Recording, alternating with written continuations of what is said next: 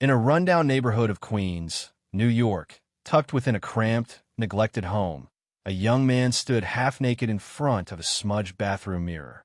The dim light flickered overhead, casting a dull yellow hue across his pallid skin. Bai Xiao. His body was thin, almost skeletal, like a stray mud on the verge of collapse. Yet, there was a strange elegance to his appearance. Sharp cheekbones, soft black hair, and eyes that gleamed obsidian bright. A pretty face stretched thin over malnourishment. His skin wasn't fair by birth. It was the pale hue of a body slowly starving. He still remembered falling asleep the night before, exhausted after work, following the same dull cycle of reheated food, lukewarm showers, and doom scrolling on his secondhand phone. And then, he woke up like this. Same name, different world. In his past life, he was nobody. But in this one, he was in Queens, New York, a city bursting with potential and crawling with nightmares. His parents had brought him here when he was 10, chasing the delusion of freedom and opportunity. But that dream died quickly. His mother was gunned down in a crossfire between gangs. Just a bystander, no insurance, no justice. His father worked himself to death within a year. No contract, no lawsuit, just a few $1,000s of hush money. Now Bai Xiao lived alone in a 70-square-meter cage with peeling paint and cockroach roommates. A knockoff American dream. And it got worse. When the memories settled in his head, he realized the world wasn't just New York. It was the Marvel Universe. Iron Man mutants. Super soldiers. Gods walking among men. Bai Xiao wanted to laugh or cry. He was a powerless teenager in a world that rewarded power with survival. If the criminals didn't kill him, a stray supervillain might. Hell, even the heroes were a threat in a city that got nuked every third movie. And he didn't even have a green card. Bai Xiao sighed as he stared into the mirror. Screwed doesn't even begin to cover it. Then movement caught his eye, a cockroach crawling leisurely across the grimy sink. Without thinking, he grabbed a nearly empty shampoo bottle and smashed it. The bug died instantly. That's when it appeared. A blood-red orb, small and glowing, hovered where the bug had been. Before Bai Xiao could react, it shot into his chest. Panic surged. He stumbled back, slapping at his body as if he could pull the thing out. But then, a wave of warmth bloomed from his chest, spreading through every vein. Like soaking in a hot spring, pleasant, surreal. His vision blurred. His heart raced. Then it stopped. He stared into the mirror again. His skin, once ghostly, now glowed with faint color. Rosy. Alive. What the hell? He picked up the shampoo bottle again. It felt lighter. No, he felt stronger. The pieces clicked. The cockroach died. The orb appeared. It merged with him. Now he felt changed. He had to test this. In his decaying home, cockroaches were everywhere. Once, he'd been disgusted by them. Now, they were currency. Wielding a slipper like a weapon, he hunted. The walls, the floor, under the fridge, anywhere he found one, he crushed it. With each kill, another red orb flew into his chest. Each one brought that same hot spring sensation, brief but powerful. His body changed. Muscles tightened. Vision sharpened. Sounds became clearer. He could hear footsteps in the hall, rats in the walls, whispers from the street outside. He wasn't hallucinating. This was real. Back in the bathroom, he stared again at the mirror. The frail boy was gone. In his place stood someone leaner, stronger. Eyes sharper. Posture straighter. Bai Xiao ran back to the living room and lifted the heaviest thing he owned, a full-size double bed. Easily, he squatted with it. 10 minutes passed before he even began to sweat. His body was beyond normal now. And this was just the beginning. Hungry from the exertion and transformation, he raided his fridge. A mountain of rice, frozen wings, beef, potatoes, everything was thrown into a pot. He ate like a starving animal. As he cleaned the dishes, his mind whirled. The life essence of living beings, that's what those orbs are. I absorb it. I evolve. But how much life was enough? Would bugs stop working once he got stronger? Would he need something more substantial? He shuddered. No, I'm not a monster. I won't be. He wasn't going to start killing innocents. But not everyone was innocent. The memories of this body held faces, those who had bullied him, exploited him, harmed him, thugs who preyed on the weak, abusers who slipped through cracks, human trash no one would miss. They'll be my test subjects. He wiped his hands and stood tall. In this chaotic universe of gods, mutants, and monsters, he would become a different kind of predator. Not a hero, not a villain, something worse, something evolving. The nights in the slums of Queens were never truly still, but silence here was not peace. It was fear. As the clock passed midnight, the streets dimmed further, cloaked under weak yellow lamplight. Windows were shuttered, doors locked tight. No one wandered unless they had to. In neighborhoods like this, wandering meant gambling with your life. Here, the homeless lay curled in corners like discarded memories. In darker alleys, predators lurked, thugs and addicts waiting for someone slower, weaker, or simply unlucky. In one such alley, a group of 5 men loitered behind shuttered convenience store. Cigarette smoke curled upward, mixing with the reek of sweat and rotting garbage. "Shit," a tattooed black man grumbled, tossing a half-spent cigarette to the ground. "Sandy's upping the price again. And this batch is weaker than my grandma's soup." A white man in a baseball cap exhaled smoke, but said nothing. 2 others, both brown-skinned and twitchy, nodded along. "If he wasn't connected, we'd have iced him already." "Yeah, and ended up like those idiots from 52nd Street, one muttered. "Whole crew got ghosted.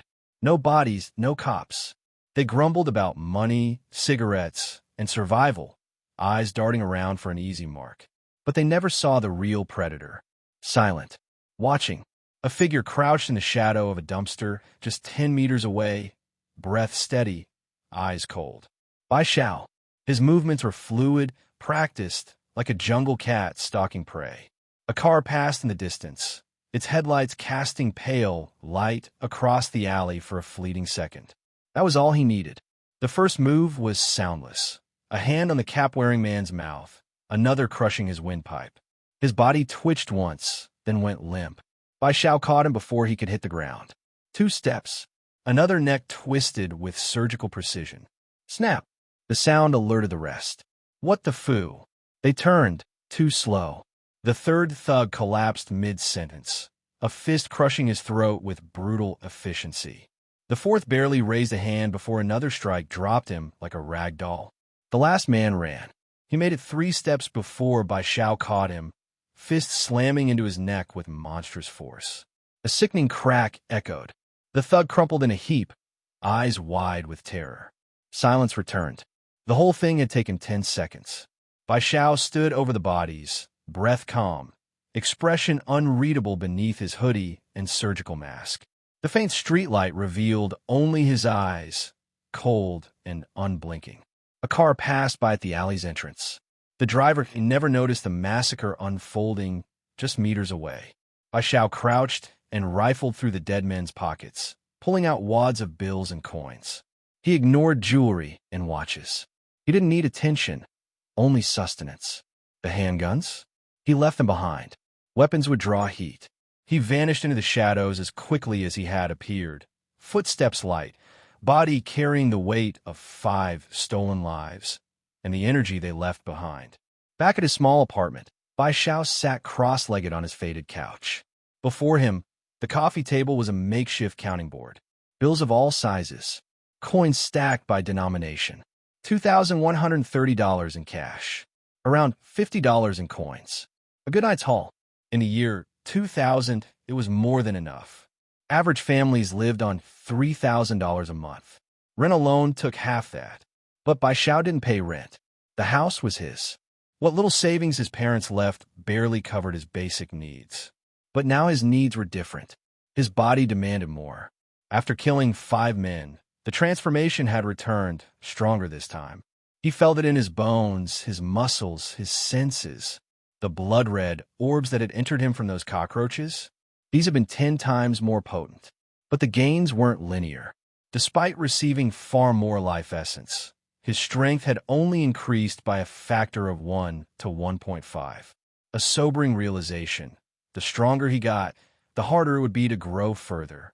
The essence of a thug could only do so much. Still, it proved something: quality mattered. The higher the life form, the more evolved, the more powerful, the greater the benefit. His stomach growled violently. Strength came at a cost. With his metabolism spiking, he needed more food than ever before just to stay upright. Calories, protein, nutrients. His muscles felt denser now. His heart beat harder. He was becoming something more, but also something hungrier. He stood, walked to the old refrigerator, and opened it. Over $100 worth of food sat inside. Prime beef, lamb, chicken, potatoes, vegetables. Enough for days for a normal person. For him, maybe two. He prepared for this. The fridge was full, but he knew it wouldn't last. He needed more money, more food, more essence. Bai Xiao pulled out a pack of beef and started prepping his meal. As he worked, his mind ticked like a machine. So, more essence equals more strength. But the stronger I get, the more I need. Cockroaches won't cut it anymore.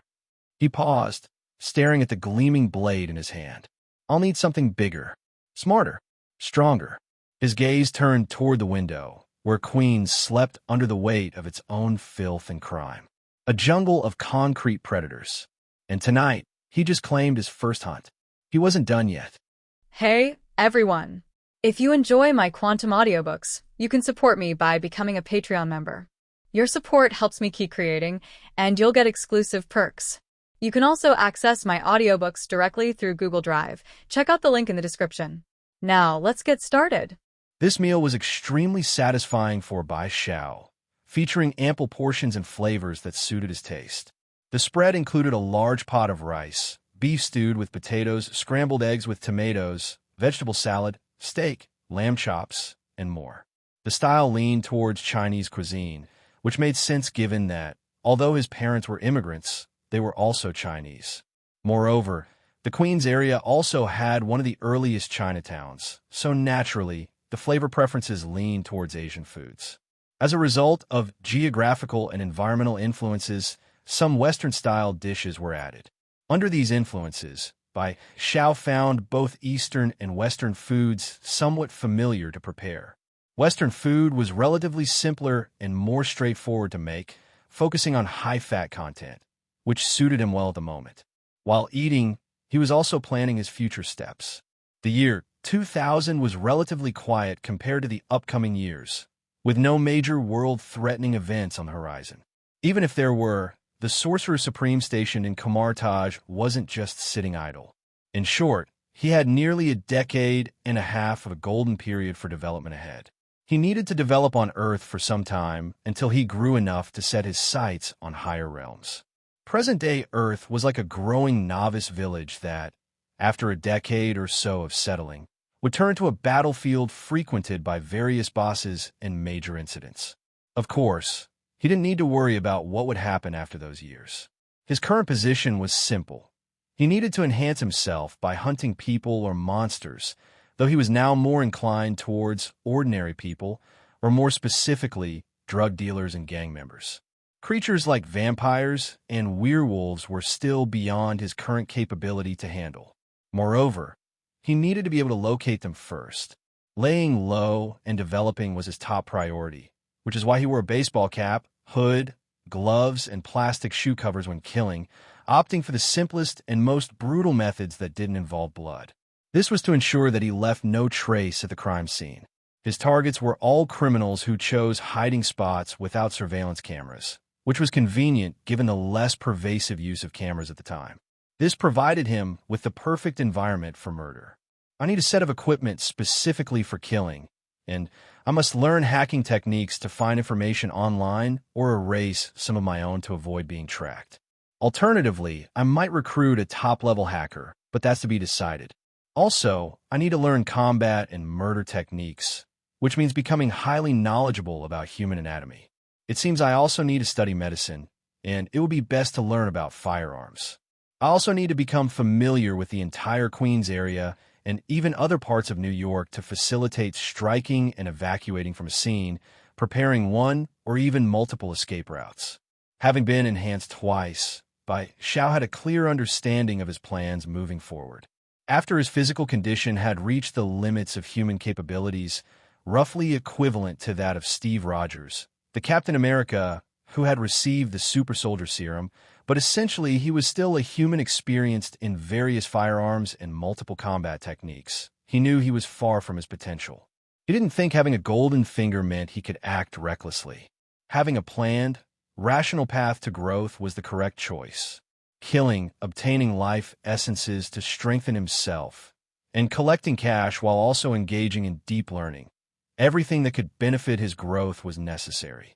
After all, the saying knowledge is power isn't just empty talk, especially in this universe, where it's literally true. After planning his next steps and finishing the remaining food, Xiao picked up a large cup beside him and downed the milk in one gulp. Thud! The cup lightly tapped the table, producing a dull sound in the old house's living room, like a death knell for the whole of New York and even the world. A reaper was quietly awakening.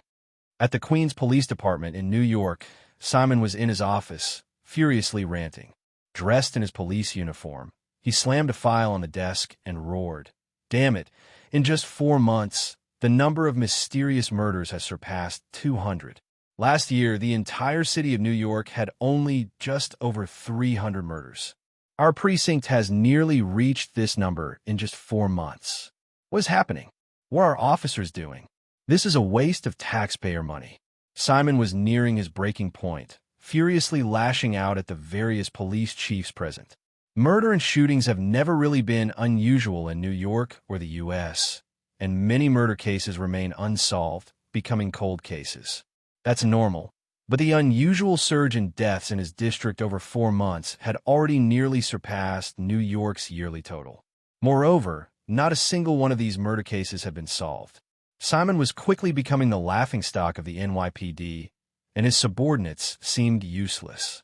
For Simon, who had taken office less than 2 years ago, this situation could potentially tarnish his career as a chief. The investigation committee might question his capabilities and even lead to his dismissal. So, how could Simon not be furious?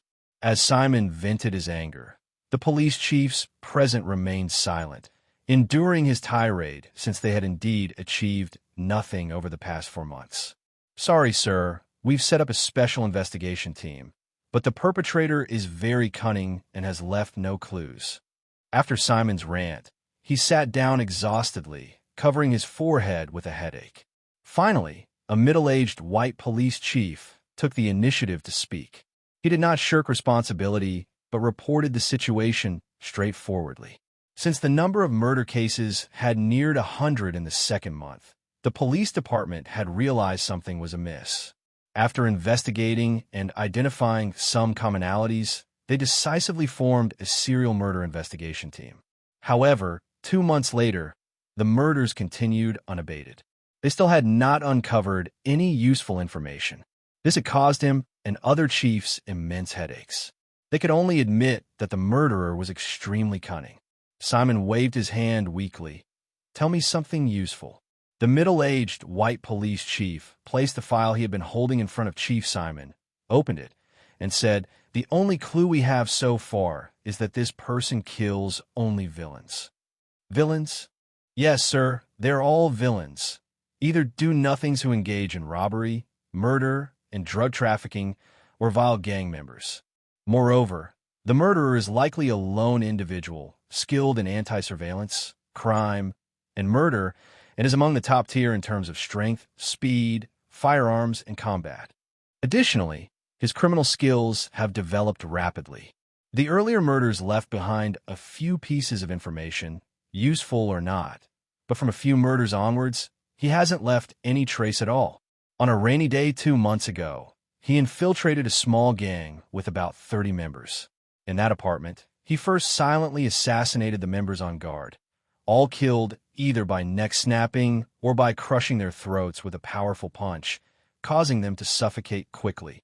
He then progressively advanced, sabotaging surveillance and killing his way to the core, until he murdered several key gang members, including the boss.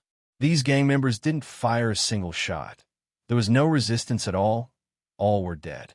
Additionally, I believe that if there weren't a few prostitutes there, he might have, like in some previous cases, turned on the gas to cause an explosion and a fire to destroy all traces. The chief of police slowly disclosed all the clues investigated by the team. Simon, amused, leaned back in his chair, raising his hands in disbelief. What is this? Batman? Or Bloody Robin?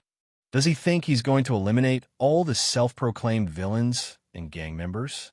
Who does he think he is?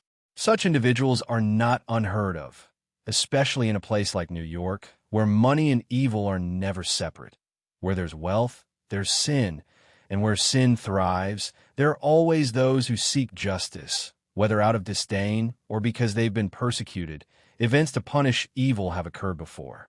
However, such undertakings usually fail in an instant, and these people generally do not meet good ends. White and black are not opposites. It's often a delicate shade of gray.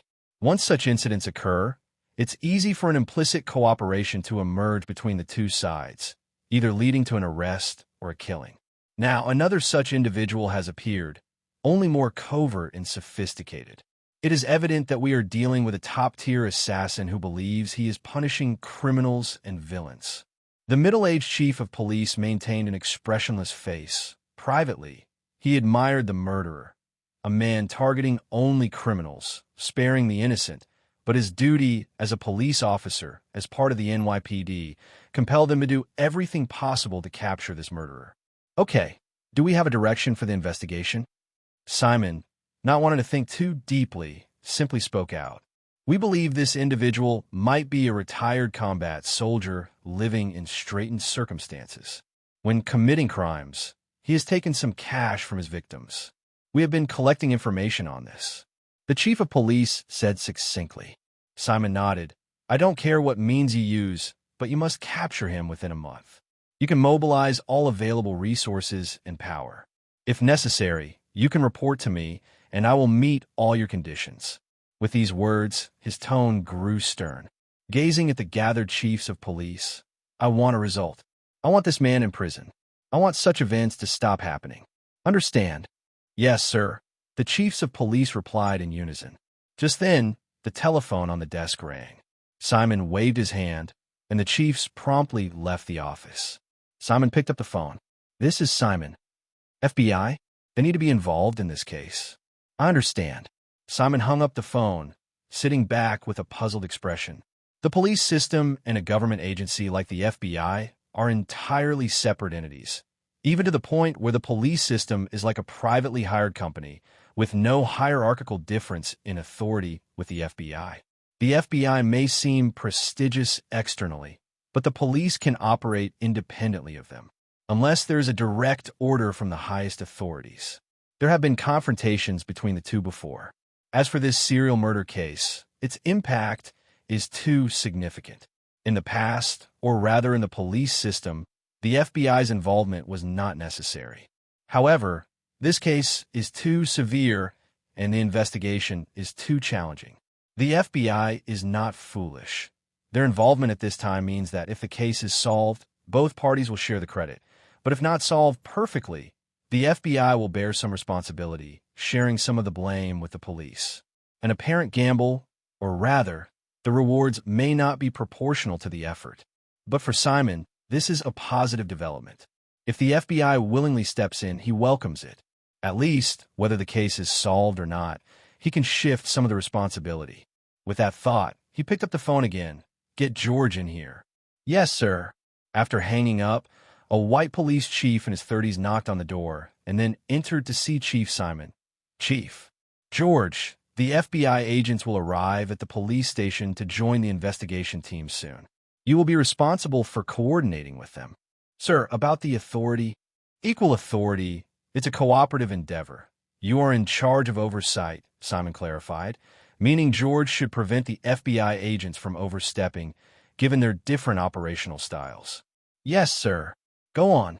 Simon watched George leave, thought for a moment, and then picked up the phone again.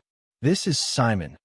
An hour later, a black Chevrolet SUV parked in front of the Queens police station, and 4 individuals, 3 men and a woman, alighted from the vehicle. George was already waiting and greeted each person with a handshake. The middle-aged white man leading the group spoke first. Chief George? I'm Carlson. Agent Carlson. I'm in charge of your reception. Thank you. I hope we have a fruitful collaboration. It was a rainy day in New York. The torrential rain made the day seem somewhat extraordinary. On 163rd Street and 89th Avenue in Jamaica, Queens, the street was lined with houses and shops, all styled in the American aesthetic of the 2000s, with various graffiti adorning the walls. The area was home to a diverse population, rich in ethnic diversity, but also marked by poverty, backwardness, and the chaos that often accompanies multiculturalism. Several large and small gangs were prevalent in the vicinity. However, the gangsters of Queens had recently become very quiet, eerily quiet, largely because over the past 4 months, a series of serial killings have been ongoing. The victims were either street thugs or gang members. The death toll had reached over 200, a truly horrifying figure. Gangs, typically lawless and life-disrespecting, rarely faced consequences in this era. But now, there appeared someone like the Grim Reaper. This figure was like a pervasive ghost, moving through the darkness, seeking them out, harvesting their lives. They had tried to find him, secretly collaborating and offering rewards to capture this fearsome figure. Yet it was futile. The ghost continued to harvest lives, causing many gangs in Queens to fearfully abandon the area and their turfs. Of course, not everyone was frightened. Hermano Del was one of those unafraid. He was Latino and had founded his gang, the Hermano Del Gunmen, in prison. He recruited many Latino inmates, dominating both inside and outside the prison in Queens, securing a significant territory. Every member had a tattoo of a life-sized pistol on their lower abdomen, and the gang was known for its strict discipline and traditional operations. They had connections with Mexican drug dealers and engaged in home invasions, carjackings, assaults, and murders. Since its founding, the gang had grown to over 200 core members, heavily armed and prepared for gunfights. The Hermano Del Gunmen were notoriously vicious. Due to a complex web of interests, the NYPD seldom interfered with them. But today, the Reaper's steps were nearing them, and the rainy night seemed set to wash away sins and blood. Hermano Del's turf spanned over a dozen streets, with their headquarters located in an apartment complex at the intersection of 163rd Street and 89th Avenue in Jamaica, surrounded by bars, shops, and supermarkets, with hardly any residential buildings. The area was complex, with many specially designed back doors and basements, allowing for attacks to be countered with a complicated environment, or for hiding in basements or escaping through back doors. Despite their ostentation, they were also cautious. Such was the survival rule of the gangs. Thunder roared in the sky, and a heavy rain poured down, unable to obscure the lively bars welcoming guests. Cars and motorcycles parked in front of the bars, and crowds continuously streaming inside. Groups of extravagantly dressed, confident men and women, ready to enjoy the night. Nearby stood an apartment complex, old bricks and tiles, with a tall yard surrounded by barbed wire and guards and security cameras all around. Hermano Del had fortified their headquarters well, yet they were still unprepared for the Reaper's approach. The noise of the bar and the heavy rain masked some traces. Under the cover of darkness and rain, unnoticed, a figure observed the surroundings of the apartment complex from the rooftop of a nearby building, his sharp gaze scanning everything. He saw through the hidden guards. The rain did not obstruct his vision, his eyes sharp as a hawk's, pinpointing the surveillance spots. Finally, his gaze settled on the high-rise apartment complex. He crouched slightly, then leaped powerfully. Thud! With a muffled sound, his figure shot through the rain, crossing tens of meters in distance and height, and landed neatly at the highest window of the apartment entrance, his gloved fingers gripping the windowsill, gently pushing open the unlocked window and landing smoothly inside. The room was empty, with a bed and a bathroom. While clinging to the windowsill, he had glanced for surveillance cameras, so he casually closed the window and walked lightly to the door, pressing his ear against it, his senses amplified. In an instant, a wealth of information flooded his brain. His hearing and sense of smell expanded, scanning the entire building like a scanner, constructing a 3D architectural image in his mind, where figures and information were being mapped. The movement of people, the blend of distinct yet mingling scents, stink, smoke, body odor, the metallic scent of firearms, the smell of alcohol, and the vibration frequencies of sounds. Soon, he opened his eyes, hearing a slowly approaching footstep. He stepped back, hiding in the door's angle, and, as the doorknob turned and the door opened, a person walked in. Just stepping inside to turn and close the door, a hand covered his mouth and nose. The person was shocked, and before he could react, a sharp pain followed, and the next second, he lost consciousness. His body was gently dragged by the newcomer, laid on the ground, and the door opened. Glancing at a camera at the end of the corridor, he showed no indication but quickened his steps to the spiral staircase, leaping from the railing, falling from the height of over 10 floors to the ground floor. Thump! He landed on the first floor ground with a dull sound, his figure merely crouching slightly with no other abnormalities. Exiting the stairwell into a corner, he turned the corner into the living room. Hearing something, 2 people came from the living room, stepping into the corner, met by 2 gloved fists, fast as lightning, striking precisely at the neck.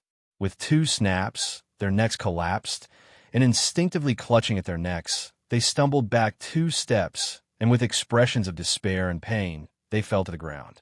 The sound of 2 deaths clearly alarmed the gunmen of Hermano del Gunman in the living room on the first floor. Already on high alert, they immediately drew their weapons toward the direction of the fallen bodies. Someone has broken into the apartment, seal off the building, all hands on deck. Control room, issue the alert status. The intruder is at the staircase on the first floor, might be heading upstairs, everyone be alert. Loud shouts filled the air, and through the communicator, messages were sent to the control room, which promptly pressed the alarm bell, putting everyone in the apartment on high alert. A dozen gunmen on the first floor gathered, aiming at the corner near the staircase, slowly advancing forward.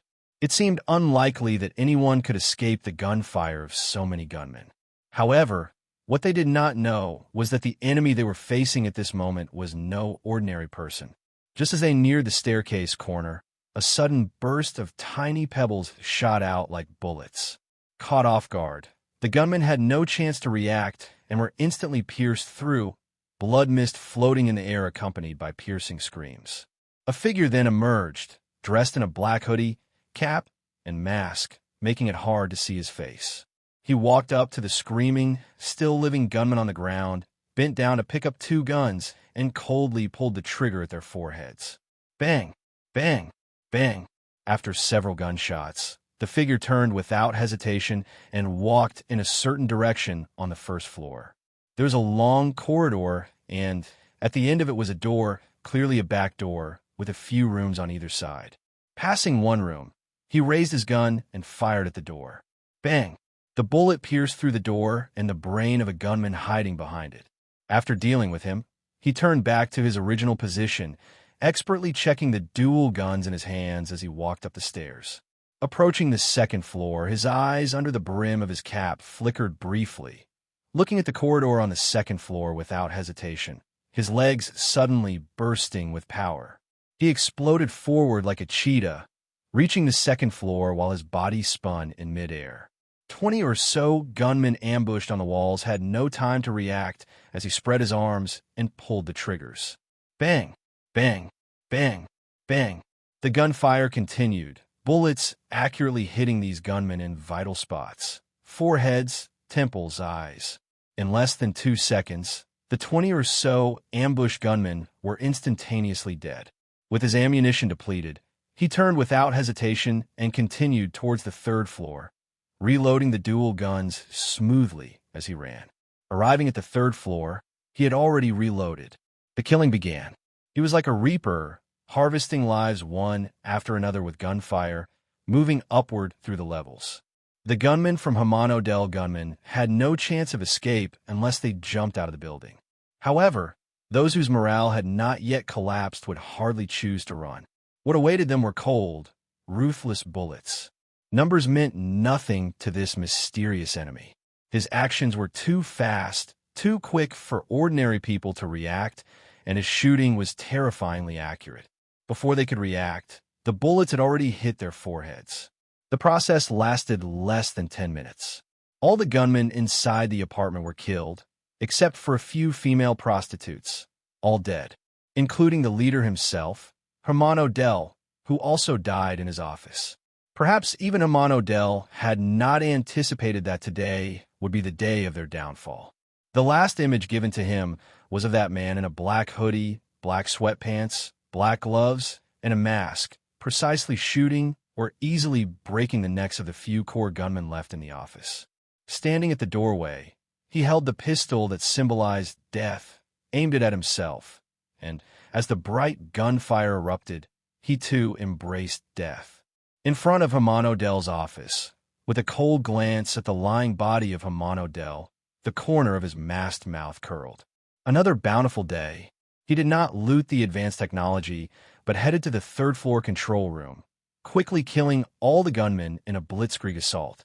In the control room, which was using a VCR storage system, typical of gangs who could not utilize more advanced technology reserved for certain governmental agencies, he found the tapes, pulled them out, shut down the system, and then swiftly left. Bai Xiao knew that his massacre in the Queens area would draw significant attention. Although the heavy rain provided some cover, the continuous gunfire could still potentially attract notice. He left decisively, the rain washing away any traces and scents that belonged to him. 10 minutes after Bai Xiao's departure, several police cars arrived at the apartment's doorstep. Thunder boomed louder in the skies, lightning streaking across the night, adding a surreal touch to the day. A joint investigation team, including police chiefs and forensic experts, methodically began their work, setting up the crime scene tape and conducting a thorough examination. From one of the black Chevrolet SUVs, 4 individuals emerged, led by FBI agent Carlson. These FBI agents were patient, waiting for the scene to be surveyed without imposing their authority.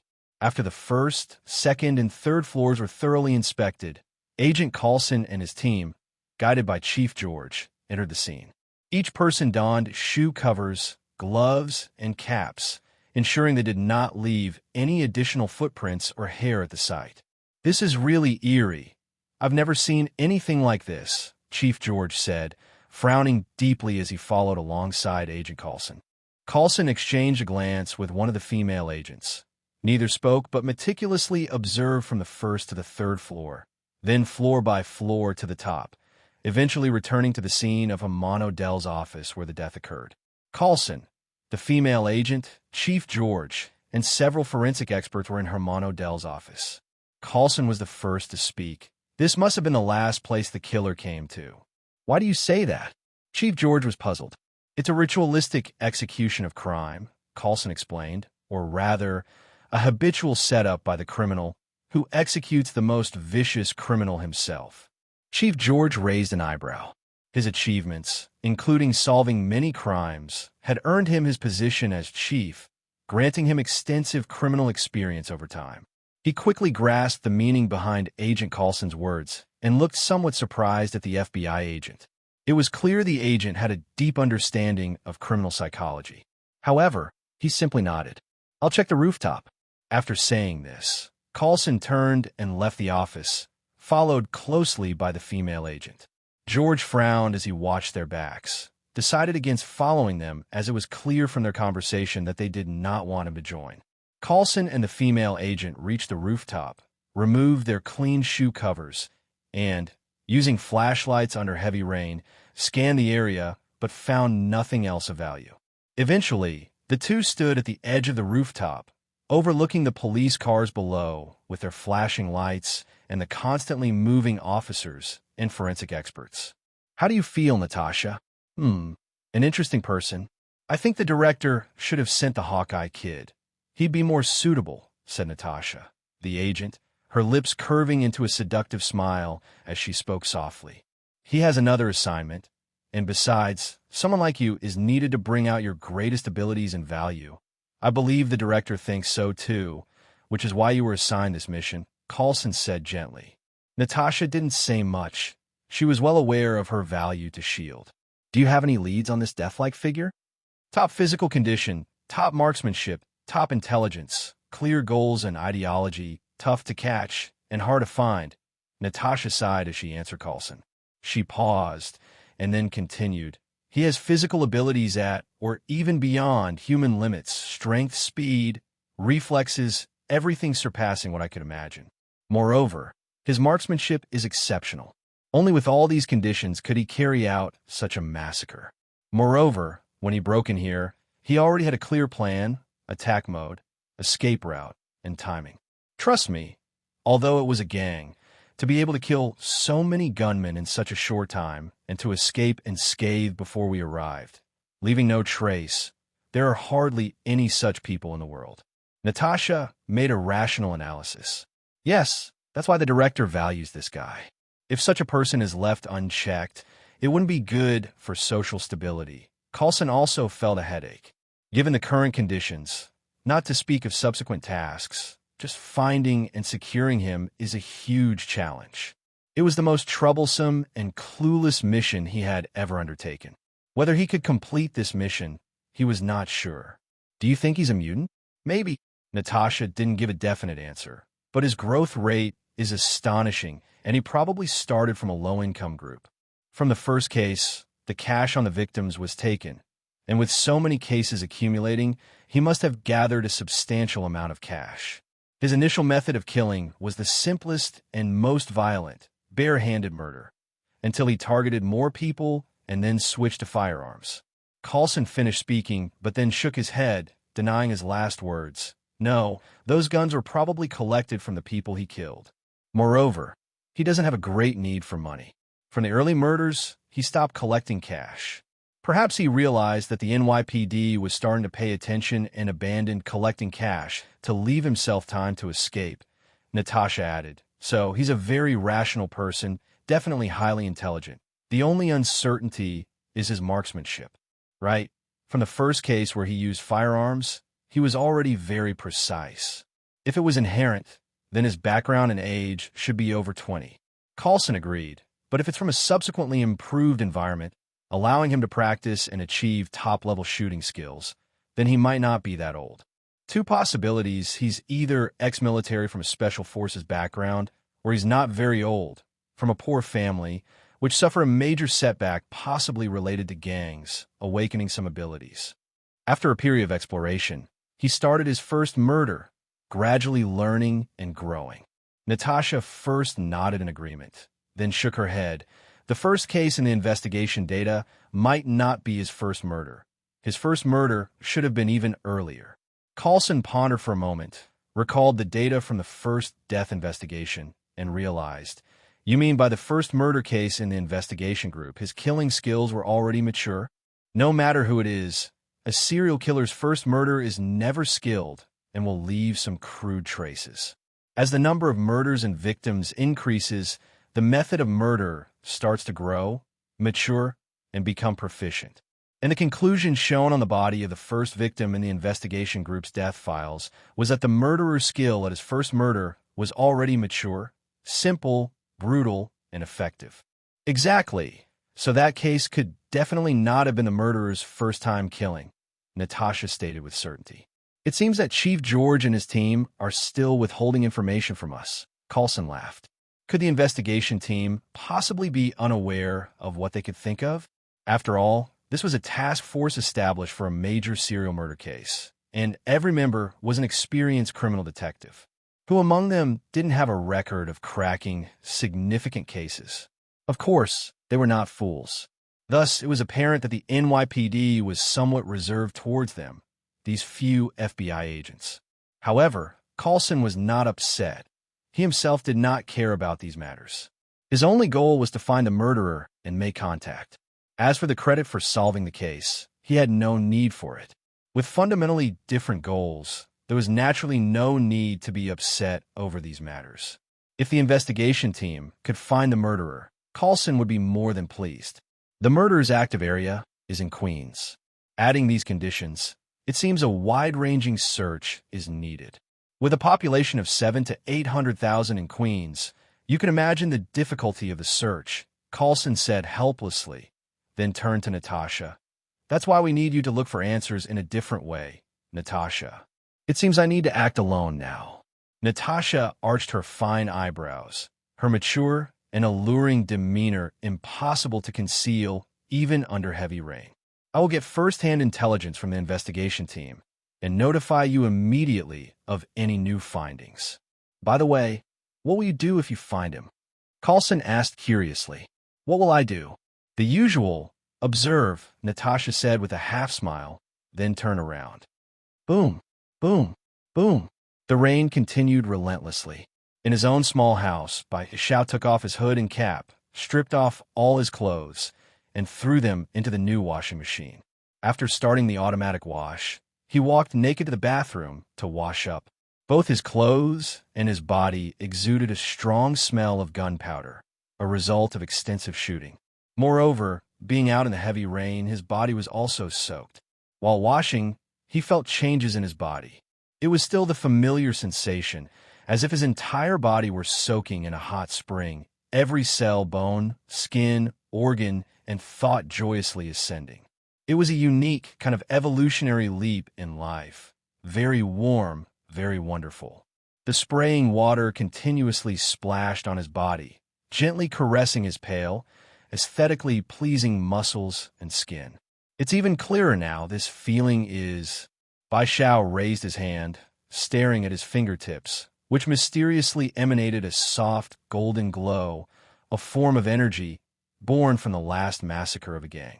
This type of energy was initially so weak that Bai Xiao could only use it to glow, at most as a flashlight.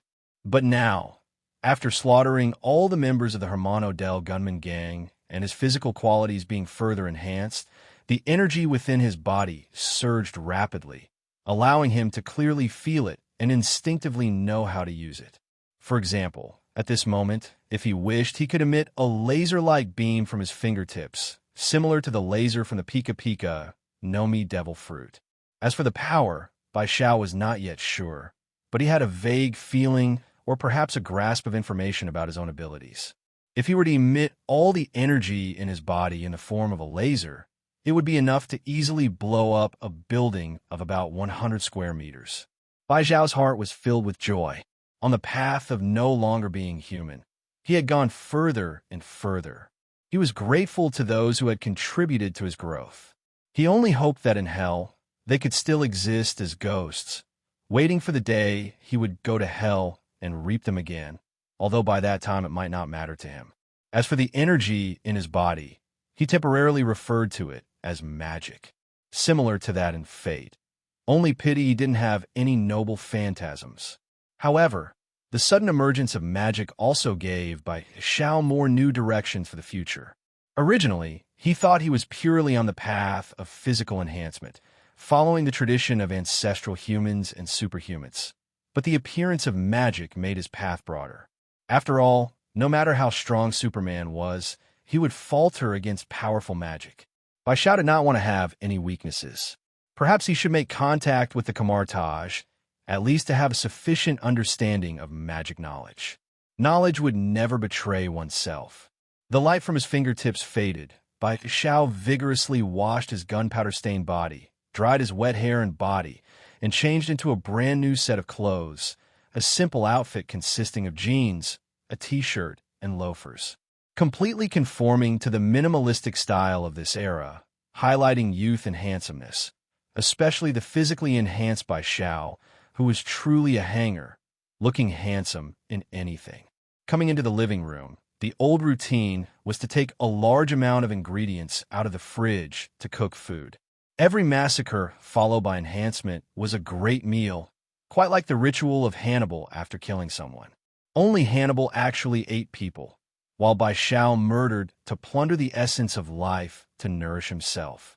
Having prepared a large table of food, in the pouring rain and dim lighting, Bai Xiao enjoyed the feast, hungry from the killing. This process was wonderful. While enjoying the food and the feeling of fullness, he also pondered other matters. In the past 4 months, his spree of slaughtering gangsters and gang members in Queens had caused quite a sensation and turmoil. Bai Xiao had always made thorough preparations before each killing, especially in the use of firearms. His physical condition and bone strength allowed him to ignore the recoil with each shot, and his super-fast reflexes and dynamic vision ensured that he could shoot with precision, just like the marksmen in the army hitting fixed targets. Essentially, he was a genius, or rather, had evolved into a genius. Practice with guns? What practice? At the crime scene, after killing, he fired many shots with the guns left at the scene, memorizing the moment of firing with his own memory and muscle memory. He gradually transitioned from extensive close combat to extensive gun use. This had perfected his shooting skills through real combat, also giving the NYPD the illusion that the murderer was a marksman, which was naturally unrelated to his young Asian appearance, which would require extensive practical shooting experience. The only things he needed to be cautious about were the gunpowder residue and the disposal of plastic foot covers. In addition, using guns to kill is too efficient. He also enjoys the feeling of killing with a gun in an instant. There's also a simpler method of killing, powerful explosives such as bombs, which are chemically synthesized explosives. A few rounds can take care of any number of people. However, often within these gangs, besides the gang members themselves, there are also women and other somewhat innocent people involved. He couldn't bear to kill these people. Bai Xiao couldn't get past that hurdle in his mind. He doesn't want to be someone utterly without principles, especially considering that Earth still has the Sorcerer Supreme, Ancient One. He doesn't know if he completely becomes a remorseless killing god, whether that bald female sorcerer would suddenly appear and take him away. Bai Xiao knows he can still make trouble now. Every minute and second he is dancing on the path of courting death. Whether Ancient One will discover him, Bai Xiao has no idea, but he thinks it's quite likely that he will be noticed. As Bai Xiao's actions grow larger, they will cause more significant changes to the future timeline. How could a sorcerer like the Ancient One, who likes to meddle with time, fail to notice such changes?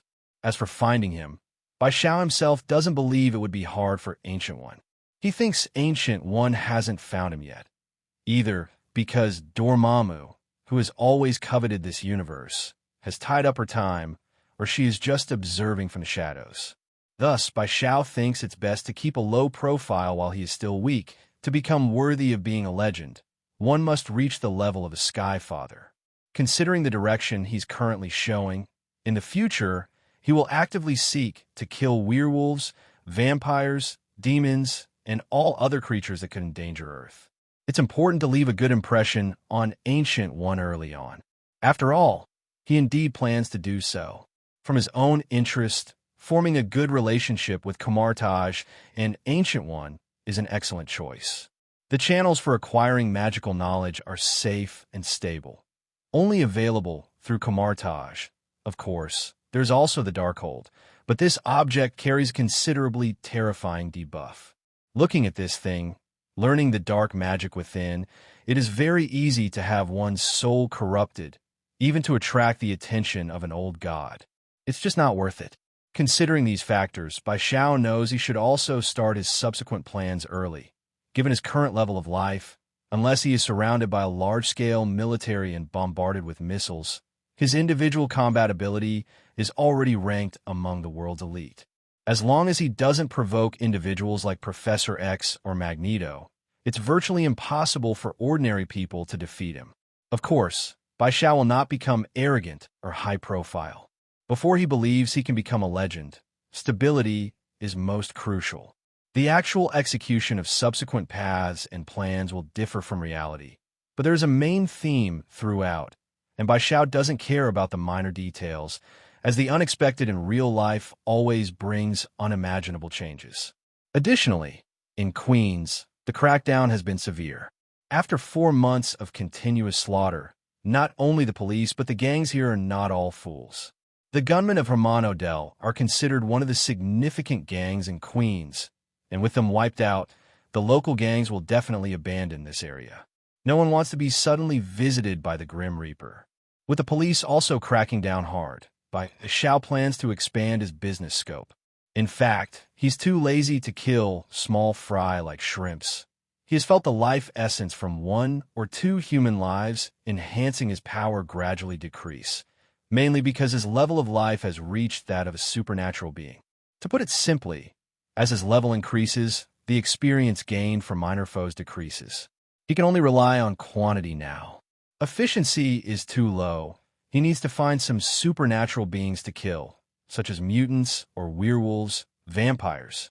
He will transition during this time, meticulously sculpting and enhancing his physical quality, especially his mastery of strength, which he sees as a form of compulsion and also beneficial to himself. Time to sleep. It's already evening. A wave of sleepiness hits, and after stretching and washing the dishes, Bai Xiao heads back to his room to sleep. The upheavals and turmoil outside are of no concern to him. Hell's Kitchen. This is one of the most chaotic, yet also one of the most stable and peaceful areas in New York. It is chaotic because of the large number of gangs and the countless cases of arson, robbery, and pillaging, with incessant gang warfare and territory disputes. The residents here wake up each day praying that misfortune will not befall them. The police are also unable to eradicate the crime here. Or rather, due to various entanglements of interests, the NYPD cannot and do not take forceful action, making this area a unique part of New York. Peace, however, is due to one man, a gang leader named Kingpin, who controls a large number of thugs and gunmen, has dominated Hell's Kitchen and even the underground world of New York. He has maintained a certain peace and established rules. Under a ruler with a strong hand, Hell's Kitchen maintains a very unusual peace. Kingpin is well aware that Hell's Kitchen can be chaotic, but it must not become so chaotic that it draws the absolute attention of the government and the NYPD, who might then consider it a place that only produces trash and no profit, and thus, it would be ruthlessly excised like a cancerous tumor. Kingpin's presence, undoubtedly, makes the gangs of Hell's Kitchen fear him. In Hell's Kitchen, there is a large building, and in a huge, spacious, luxurious office on the top floor, a very tall man about 1.9 meters high, dressed in a gray-white suit, sits in a specially made chair, flipping through some important documents. Then a knock on the door is heard, followed by the door handle turning, and a figure walks in. Got a job. This is a slightly weathered man with a round target tattoo on his forehead, facing the terrifying man before him with a very indifferent expression, showing neither fear nor apprehension, as if an employee facing his employer. In fact, the relationship between him and the man before him is precisely that of an employee and employer. There's a guy called the Butcher showing up in Queens.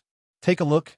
I'm interested in him. Bullseye, the corpulent bald man said with a sinister smile, his ring-laden hand placing the file in front of Bullseye.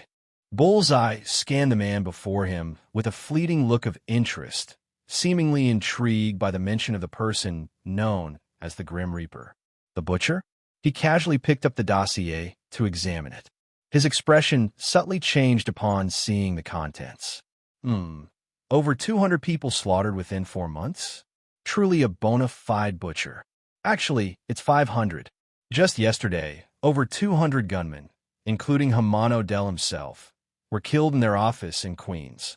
Hearing this, Bullseye put down the dossier, his lips curling into a cold smile. Do you consider him a threat, Mr. Kingpin? The man before him was none other than Kingpin, one of New York's most significant gang leaders. Kingpin, with his hands crossed under his chin, gave a completely opposite answer. No, I consider him an excellent warrior, killer, assassin. I'm quite interested in him, he repeated. You want to recruit him? That's not a good choice. Bullseye immediately frowned, confident and proud of his own abilities, but not foolish. The resume displayed in the dossier already revealed the capabilities of the other party. A formidable opponent. Killing him would require time to find the right opportunity and prepare enough plans for a successful assassination. Facing him directly, whether he could win was uncertain, let alone capturing him alive for Kingpin. Among those he's killed are only gang members. He must have a certain psychology towards gangs. Your identity alone makes it impossible to recruit him. Just a try. If it doesn't work, then we'll kill him. Kingpin was not ready to give up. Now, with everything going his way, He believed that with the right conditions, he could make anyone serve him. But if it didn't work out, he wouldn't show mercy. All right, but it won't be cheap. I'll give you a satisfactory reward, bullseye. Kingpin was unconcerned, never stingy if it meant achieving his goals. Bullseye nodded, picked up the dossier, and left. Kingpin took a cigar from a cigarette case and put it in his mouth, standing up to look out the huge floor-to-ceiling window behind him, overlooking the streets and buildings below, as if surveying his own kingdom. He was like a giant, crafting his own legend, and a legendary king's needed more helpers. He was confident of this. Would the one called the Butcher become one of his excellent aides? A month swiftly passed, and it was now September. Autumn had quietly arrived, and the temperatures in New York were gradually cooling. The city's residents had switched to autumn clothing. Still in Queens, Bai Xiao lived in his old house, on the third floor of a large apartment building. Bai Xiao woke up from his sleep, finished his morning routine, and dressed in a gray sweater and black hoodie, sweatpants, and white sneakers, ready to go out, young and strong, fully displaying his youthful appearance and demeanor. Opening the door, he was greeted by two people walking down the corridor, a black woman and a middle-aged man. "Hey, good morning, Little John." The black woman greeted Bai Xiao warmly as he prepared to leave. John Shaw was his English name. After all, one must adapt when living here. Bai Xiao responded politely, "Good morning, Aunt Mary." "Wow, you've really changed a lot just growing up. Do you want Aunt Mary to introduce you to a beautiful girlfriend?" The black woman was cheerful and humorous. Bai Xiao knew she was joking and blushed slightly, waving his hand. "I'm off for a morning run, goodbye, Aunt Mary. Oh, by the way, be careful lately. I heard there's a serial killer in Queens." "I know, Aunt Mary." Bai Xiao nodded seriously in response and left. As for the middle-aged man, Bai Xiao simply nodded. He did not know the man, who seemed just to be a tenant here. They would not have much interaction. One nice kid, just a pity. Mary's tone was one of admiration and regret for Bai Xiao, knowing what the 17-year-old had been through as a neighbor. But over the past 6 months, it seemed the kid had found his rhythm again. Bai Xiao's hearing was far beyond normal. Of course, he heard Mary's words behind him, but he didn't mind. He was no longer the confused child he had been after his parents' death. Although he had the body's original memories and emotional connections to those nurturing parents, they couldn't affect him personally, nor would his personality change due to the memories. It's worth noting that when he first crossed into this body, the memories were not fully intact. Initially, the massive influx of another person's decade of memories might have caused a brain overload and collapse due to the sudden pressure. The brain automatically blocked a large chunk of useless information. Later, as the golden finger appeared and he fully enhanced, including his brain, he could handle more information and gradually accessed all the memories of the body. Of course, this was just a minor episode. As long as it didn't affect him personally, he generally ignored this experience. Due to his rampage in Queens over the past 4 months, killing gang members, the crime rate in the area had sharply decreased.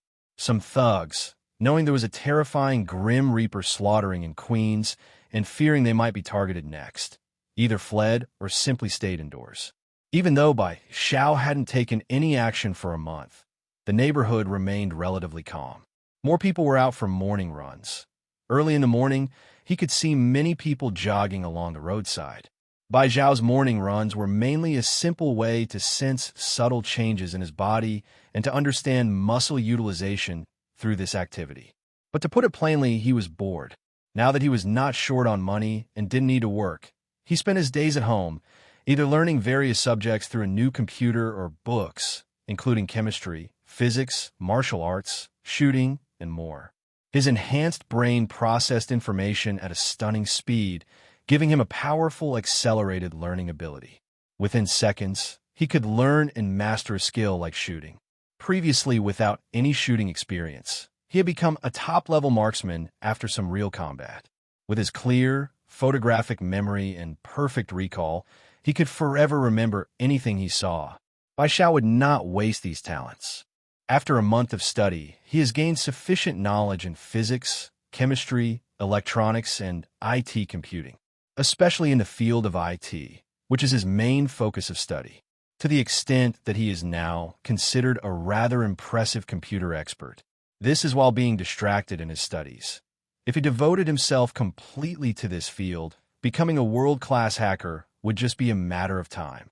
These are all just episodes. Bai Xiao enjoys the process of growing, and the accumulation of knowledge is also a part of his growth. Once a person has a goal, no matter what they are doing, there is a sense of striving. He knows that every bit of knowledge he learns is a part of his growth, so he does not find the process tedious, as he once thought. The morning sunlight falls on the streets, filtering through the branches of the trees nearby, casting speckled light and shadows, which are very beautiful. Bai Xiao runs calmly, feeling the vitality of his strong body, which feels wonderful. While running, he arrives at Flushing Meadows Park in Queens, the second largest park in New York. This park features a variety of facilities, including sports fields, a swimming pool, children's playgrounds, bike paths, a zoo, and various artistic installations and monuments, making for a very scenic environment. Nearly an hour of morning running has not made him sweat, and he returns to his apartment nearby and visits a popular breakfast spot. The breakfast spot is not unusual, but is quite popular locally, offering sushi pork sandwiches, egg bacon, and avocado egg whole wheat bread, among other items.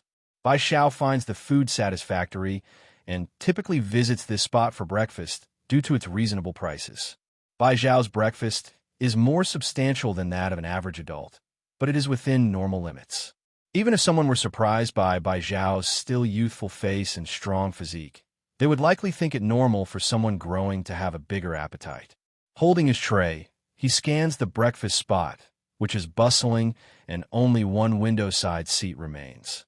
He walks over and sits down to enjoy his meal, overhearing people in the shop passionately discussing a topic: the recent appearance of a serial killer in Queens.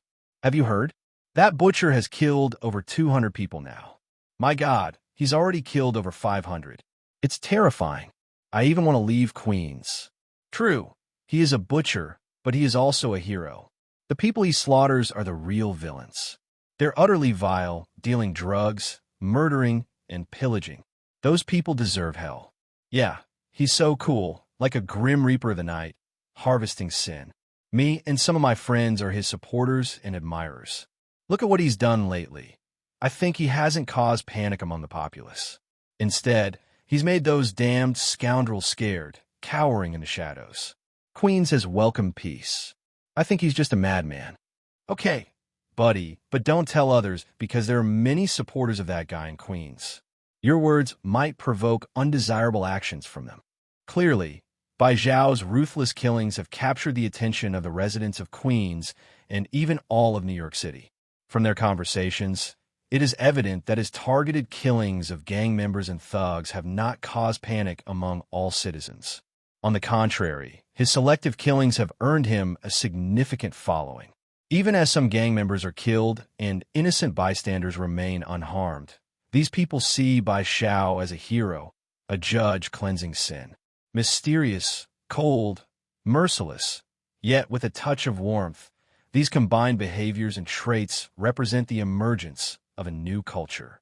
Moreover, as his influence gradually expands, he may even become a symbol, engraved in the hearts of the American people. Although Bai Xiao is somewhat pleased with the stir he has caused, he does not lose himself in it. A person aware of their many fervent supporters will always have some vanity.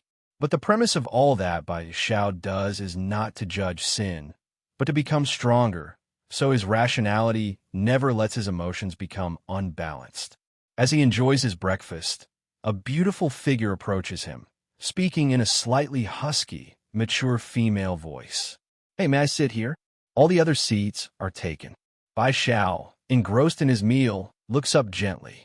She is a very attractive, mature woman with a wine-red ponytail, wearing a gray sweatshirt and sweatpants and sneakers, the gray sweatshirt showing some moisture marks from morning exercise.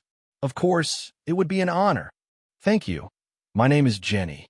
The woman, seemingly unsurprised by his consent, thanks him and sits down. John Shaw.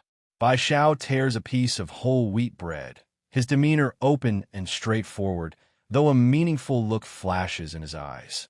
The woman seems equally cheerful and lively, chatting with Bai Xiao as they eat, creating a harmonious atmosphere. However, Bai Xiao increasingly feels that this woman is peculiar, having read books on psychology and communication skills. Her speech seems normal, but subtly brings up details about him. This is a very advanced communication technique, or perhaps an interrogation technique. Most people would not notice these details, and her open, straightforward demeanor lowers his guard, which is not something ordinary women can achieve. Additionally, Bai Xiao's peripheral vision catches the calluses on the woman's hands and fingers, unsure if they are due to years of holding a gun, a sign of her training. But Bai Xiao is certain. This woman is deliberately getting close to him. With his guard up, Bai Xiao's demeanor remained unchanged, as if he was completely unaware of the woman's subtle probing and naturally revealed much of his information. The two enjoyed their conversation, and after breakfast, the woman did not linger excessively or leave any contact information, much like a casual encounter between strangers. Bai Xiao left the restaurant and walked towards his apartment, remaining vigilant but noticing no signs of surveillance. Alone, Bai Xiao speculated in his mind. In the following period, as Bai Xiao expected, he continued his morning runs, stayed at home studying, and used his self-taught IT skills to earn US dollars. Although not every time, the woman occasionally met him for breakfast. As their encounters increased, they grew familiar and extended their conversations to many topics, including the infamous serial killer whom Bai Xiao openly admired. Nowadays, few young people do not admire such a righteous judge. The woman, called Jenny, also revealed her information. She was a 26-year-old psychologist who had recently moved to Queens, living in an apartment about 100 meters from Bai Xiao's and planning to open her own practice. She enjoyed staying active, playing tennis among other sports. It seemed normal, but Bai Xiao didn't trust it, and he noticed that her physical condition was far superior to that of an average adult male. It seemed that some organization had noticed or perhaps suspected his identity, hence their proximity and observation. Police? FBI? Agents? Bai Xiao thought it might be the latter. The woman's demeanor and expertise in psychology and linguistic skills suggested she was an absolute expert and could easily disarm people, especially men, making her seem more like a spy. SHIELD? This led Bai Xiao to think of the Hydra within SHIELD. Indeed, the more one does, the more one exposes, and the murder cases unfolding in Queens were too localized to ignore. A precise drop, yet Bai Xiao did not plan to lie entirely low. Hiding was only an initial sign of weakness. Now, with his individual combat skills surpassing those of ordinary people, he needed to advance aggressively, setting his sights on other groups. Vampires or the werewolves? Not of my race, their hearts must be different. For these extraordinary life forms, Bai Xiao had one attitude. They were his nourishment. Especially vampires and werewolves, they were the greatest sources of his growth experience. When a hunter targets his prey, no reason is needed. Just as vampires target young, beautiful girls, Bai Xiao targeting vampires and werewolves followed the same principle. The next day, instead of staying home as usual, Bai Xiao sought out a jewelry store to buy silver. Compared to gold, silver was cheaper at $4 a gram, and he planned to forge weapons specifically designed for vampires' unique physiology. A long sword over a meter in length would weigh about 1 to 2 kilograms. That meant using pure silver would cost between $4,000 to $8,000. However, this was impractical mainly due to the material properties of silver, which is very brittle. Typically, vampire hunters' weapons were primarily steel with a silver coating. Because silver has a bactericidal effect, it was particularly lethal to vampires. He didn't need much silver. Still, Bai Xiao purchased about 2 kilograms of silver, enough to forge 4 or 5 silver swords and several daggers. In the U.S., there are specialty stores selling swords as collectibles, not cheap, especially for custom orders. He found a reputable forge where a cross-shaped long sword cost about $400 each, and custom orders were more expensive. He ordered 4 cross-shaped long swords and 2 Gurkha-style curved knives, short-bladed weapons. The total cost was $4,000. The number of weapons indicated by Zhao's psychological threshold against the vampires, not fearing the quantity, but fearing excessive use that could damage the weapons. During the forging of the cross-shaped swords and Gurkha curved knives, Bai Xiao began his preparations. Over the next 2 nights, he staked out various New York venues, nightclubs, bars, upscale restaurants, and hotels, silently observing. His enhanced senses gave him an intuition similar to Spider-Man's. More like a weakened version of Superman, with superior hearing that allowed him to hear the flow of human blood and the beating of hearts. Though his sight couldn't penetrate to the molecular level like Superman, he could see under the skin. Combined with his hearing, it was like X-ray scanning. His strong sense of smell added to this, essentially allowing him to see through anyone in front of him, whether human or ghost. As Bai Xiao had thought, New York had many vampires. He even tracked some to their lairs, estimating thousands, most prevalent in bars and nightclubs. Places like Manhattan's business center also had many. Queens actually had many as well, but recent events there had caused the vampires to hide, and Bai Xiao didn't bother searching them out. He planned to start cleansing from Brooklyn toward Manhattan. As for Jenny, since she wanted to play her role, he would not expose her. The longer it dragged on, the lesser the human government's threat became.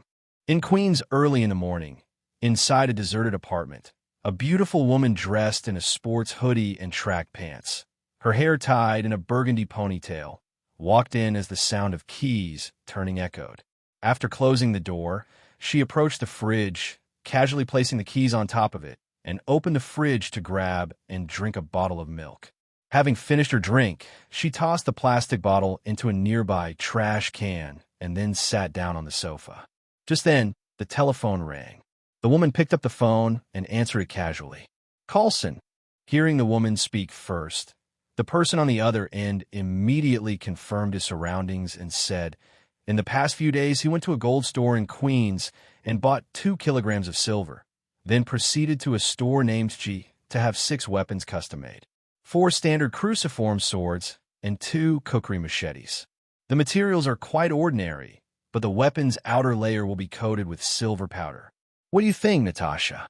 The woman, officially known as Natasha, with the surname Jenny, frowned slightly upon hearing Carlson's investigation. Silver weapons? Aren't those specifically designed to counteract vampires? But where do vampires even exist in this world? Could these just be intended as collectibles? Natasha, being a spy and an agent, understood some of the unknown aspects of the world better than ordinary people. However, she had never even heard of vampires as a creature.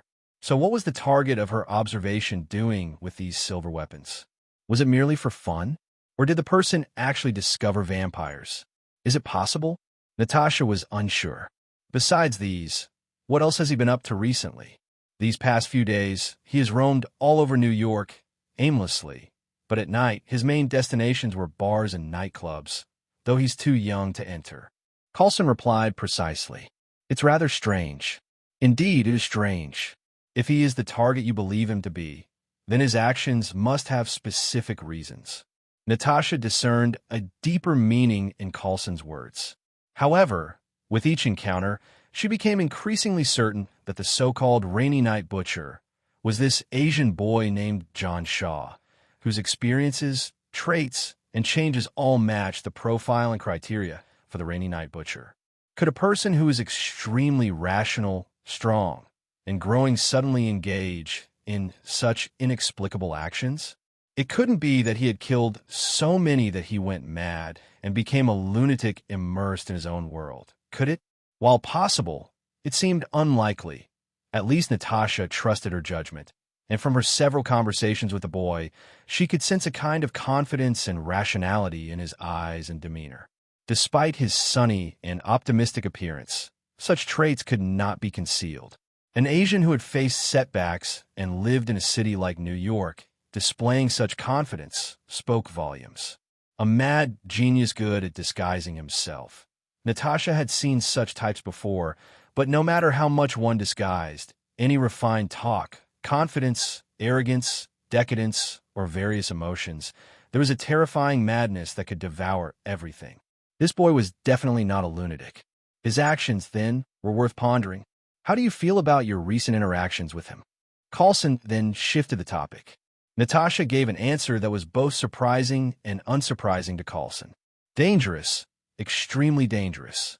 Under his optimistic exterior lies a highly restless heart, and he is like a sleeping beast that, once awakened, will raise its claws and shred everything in its path. He is terrifying in the literal sense, Coulson. Every minute and second I spend with him, I feel terrified and have the urge to flee. Natasha sighed, her expression complex, recalling that she even felt palpitations. There was silence on the other end, as if shocked by Natasha's words. I've never heard you give such an evaluation of anyone else, Natasha. He's too dangerous and too keen. I feel that he is starting to suspect me. Natasha felt troubled by such a dangerous mission target. Years of experience had honed her ability to read people and her almost supernatural intuition. She always felt that the other party truly had the ability to read people's hearts, to the extent that she even abandoned the idea of tracking his movements directly, instead faithfully playing the role of this private doctor, Jenny, and tracking John Shaw's actions only through surveillance cameras. Using human trackers was too easy for the other party to notice. Given the rainy night butcher's abilities and meticulous mind, it would be very difficult to continue tracking him if he really wanted to keep killing, unless they stopped pretending and deployed agents to monitor him closely. However, Natasha's task was to observe and make contact, not to confront him. So, what do you plan to do next? Coulson asked after a moment of contemplation. Natasha paused for a while, then said, continue to observe and make contact. He has not confirmed my identity yet, just suspecting. Before the director issues an order, if I feel endangered, I will withdraw. Good luck, Natasha. After hanging up the phone, Natasha stood up and walked to the window, looking through the glass toward the third floor of an apartment building on the left front, where John Shaw resided. What on earth happened to you? What are you really looking for?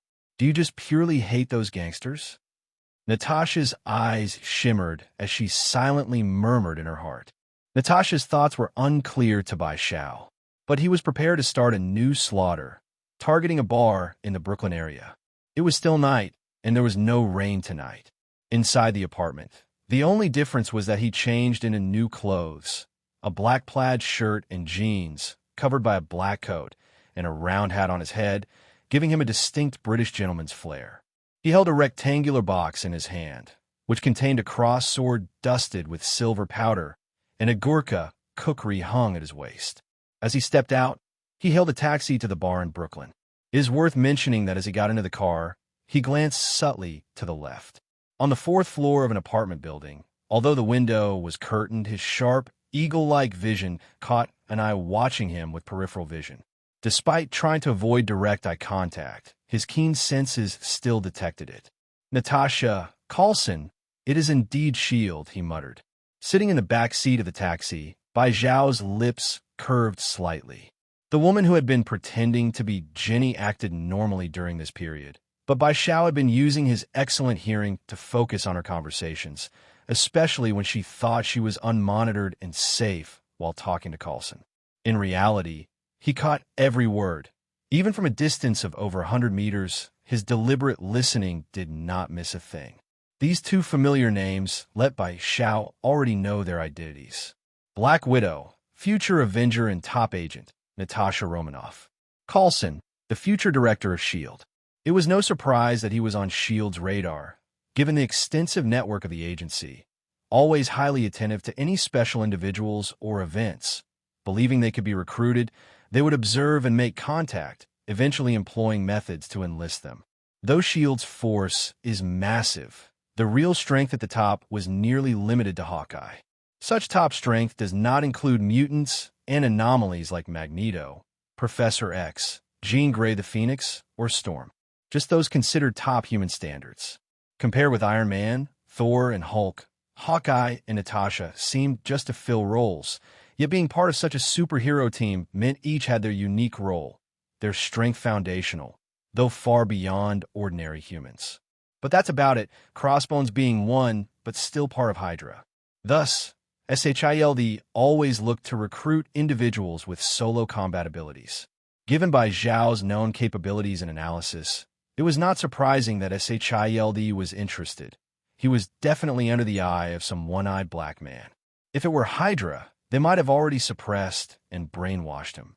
SHILD's style, Bai Xiao didn't care, nor did he bother to judge the other party's tactics. They simply knew different secrets, limited to a small scope. Bai Xiao was different. Multiverses, hell, heaven, Eternals, Asgard, the Celestials, and more. And he was confident that with time he would grow strong enough to rival these so-called deities, even to slay them. Organizations like SHILD and Hydra were not even on his list for gaining experience. At most, they were just seasoning in his everyday life. In essence, he was a spectator from a higher viewpoint. Shaking off these thoughts, the taxi arrived at a bar in Brooklyn's 75th district, named Stonewall Inn, characterized by its punk metal style of this era, surrounded by dirty, muddy alleys and bustling nightlife, with scantily clad ladies clinging to their companions. The relentless noise kept the area from ever being quiet. After paying the fare, Bai Xiao stood in front of the bar, his attire completely out of place compared to the others coming to the bar. The looks he received from around carried various messages. Bai Xiao pressed down his hat. Ignoring them, his icy gaze sweeping the area, his senses amplified. The world seemed to suddenly quiet down, the people in front of him turning into ethereal bodies, their heartbeats, pulse sounds, and blood flow. His brain received all these details, and in an instant, he determined whether the crowd outside was human or ghost. Plenty of humans, plenty of ghosts, the unique scent emanating from inside the bar. Cold foul. Such bars had no real age restrictions. Their main philosophy was to come if you wanted to join.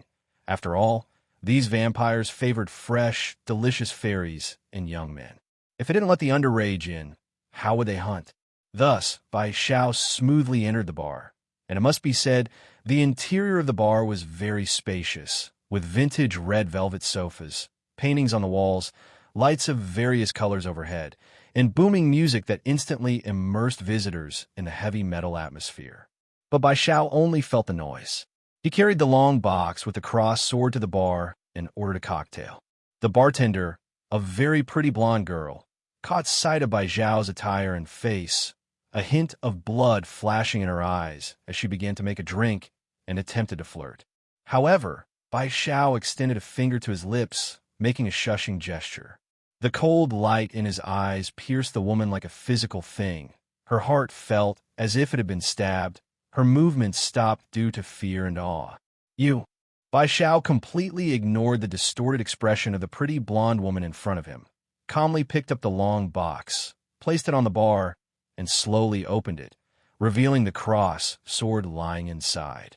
The cross sword, measuring 1.4 meters, had a cruciform shape with a sharp blade dusted with silver powder, making it look smooth and appealing. Overall, it was quite attractive. The people sitting at the bar also noticed something was amiss when Bai Xiao picked up the cross sword. Their expressions filled with confusion and curiosity, unclear what the madman in front of them was up to. This is... The blonde bartender felt the sword held by the man. The piercing pain and discomfort immediately made her realize that something had been added to this object. Her twisted expression was full of terror and despair. Bai Xiao picked up the cross sword and, amidst the strange expressions of the male and female patrons drinking on either side, swung it through the air with a ruthless arc. With this stroke, he mercilessly decapitated the blonde female bartender, who was too frightened to move, right in front of him. The next moment, her head flew off, blood splattered everywhere, accompanied by her body igniting with sparks, her clothes starting to burn. Oh my God! Murder! Run, this man is insane. The men and women drinking on both sides were scared by Bai Xiao's sudden mad act, screaming in terror and fleeing. As citizens of New York, a city abundant in martial valor, they were no strangers to gunfights. But while gunfights are one thing, witnessing a beautiful blonde bartender being beheaded up close was unprecedented for them, especially since the beautiful bartender's body and head ignited like a spark after being beheaded. The scene was too horrific, breaking through their psychological defenses. The screams and turmoil were just in this small area, while the explosive music kept many others immersed in their own world, completely unaware of what was happening here. Bai Xiao ignored those fleeing. After killing the blonde bartender, a more intensely red life orb crashed into his heart. Every cell in his body, his bones, his organs were jubilant. His thinking became clearer, his senses sharper. A minor vampire character exploded with experience worth many times that of an adult man, a multiple that made Bai Xiao's eyes blaze with fire. Experience, a vast amount of experience, beckoning him. He scanned around happily. Already a dozen or so vicious-looking vampires had surrounded him, all wielding various weapons. Knives, swords, handguns, rifles. You! A fairly handsome Caucasian vampire raised his handgun at Bai Xiao. Just as he was about to speak, the figure that was originally several meters away suddenly burst in front of him. Shocked, he instinctively tried to pull the trigger, but the next second, a dazzling silver arc swept through beautifully. Then his consciousness abruptly vanished. His head was severed, his body burning with sparks and turning to ash. Among the ashes and sparks, Bai Xiao moved like a fierce cheetah, his figure ghostly, killing one vampire after another nonstop. As a supernatural being, his reflexes, speed, and strength far exceeded those of ordinary humans. The moment Bai Xiao killed the first vampire, the other vampires reacted immediately, pulling their triggers, bullets raining down towards Bai Xiao's position. However, his reaction was too quick and his combat awareness too high. After killing the first, he immediately turned to the second, dodging a barrage of bullets in the process. He reached the second vampire, a tall black vampire, grabbed the rifle he was firing with his left hand, lifted it, and with his right hand thrust the sword through his heart, then pulled it out without looking and continued on to the third.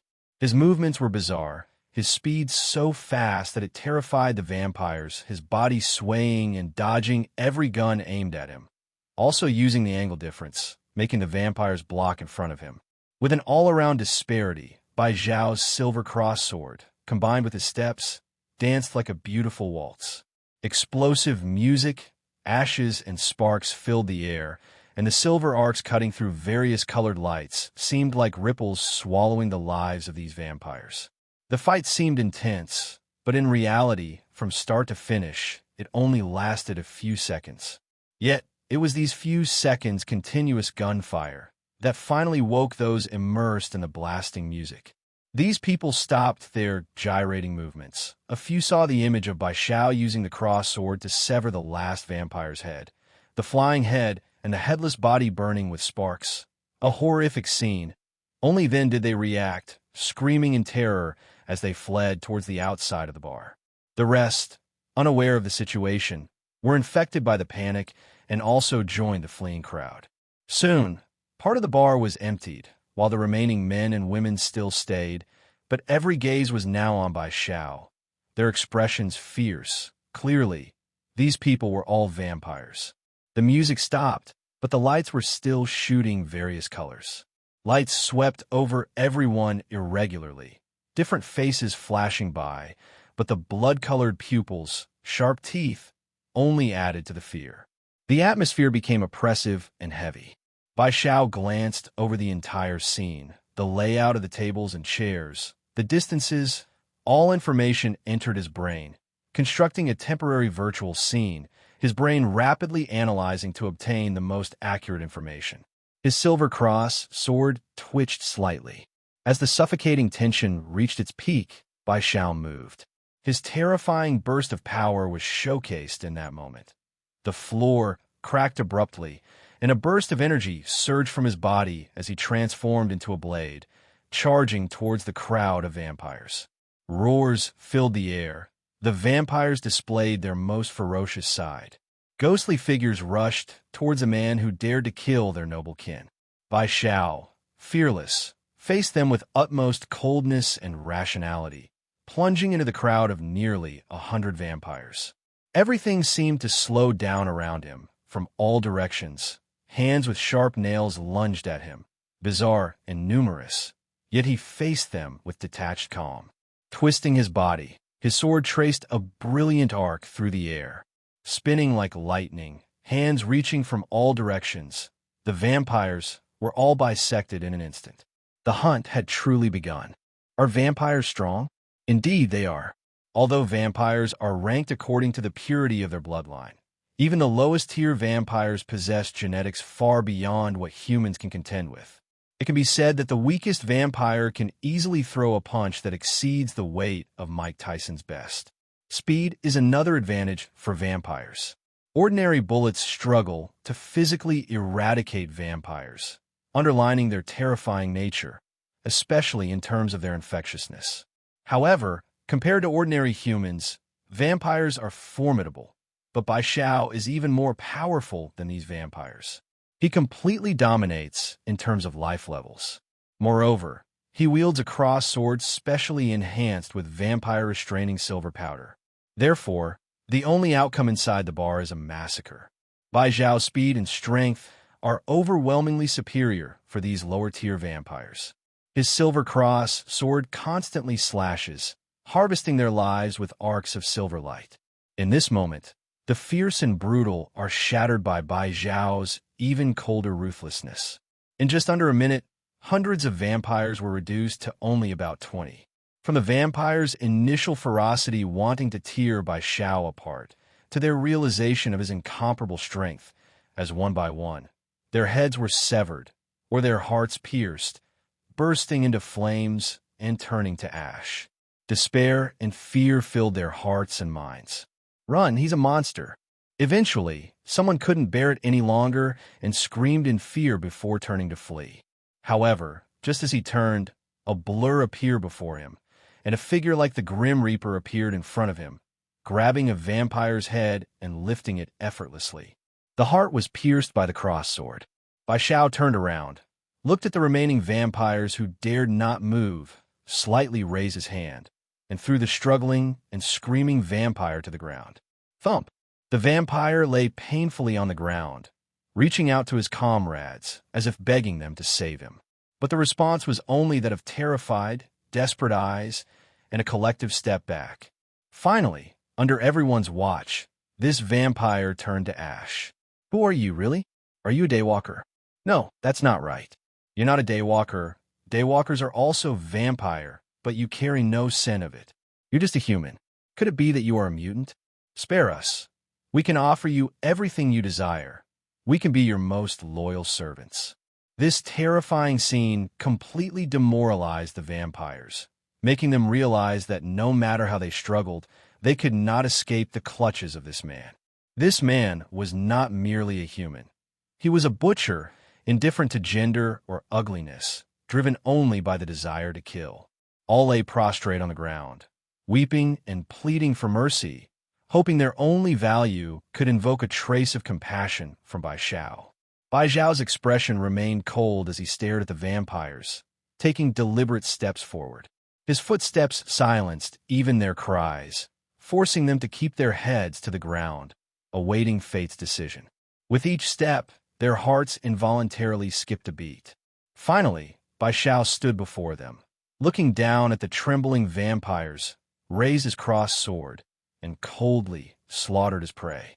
These beings, facing imminent death, didn't dare to resist, epitomizing ultimate despair.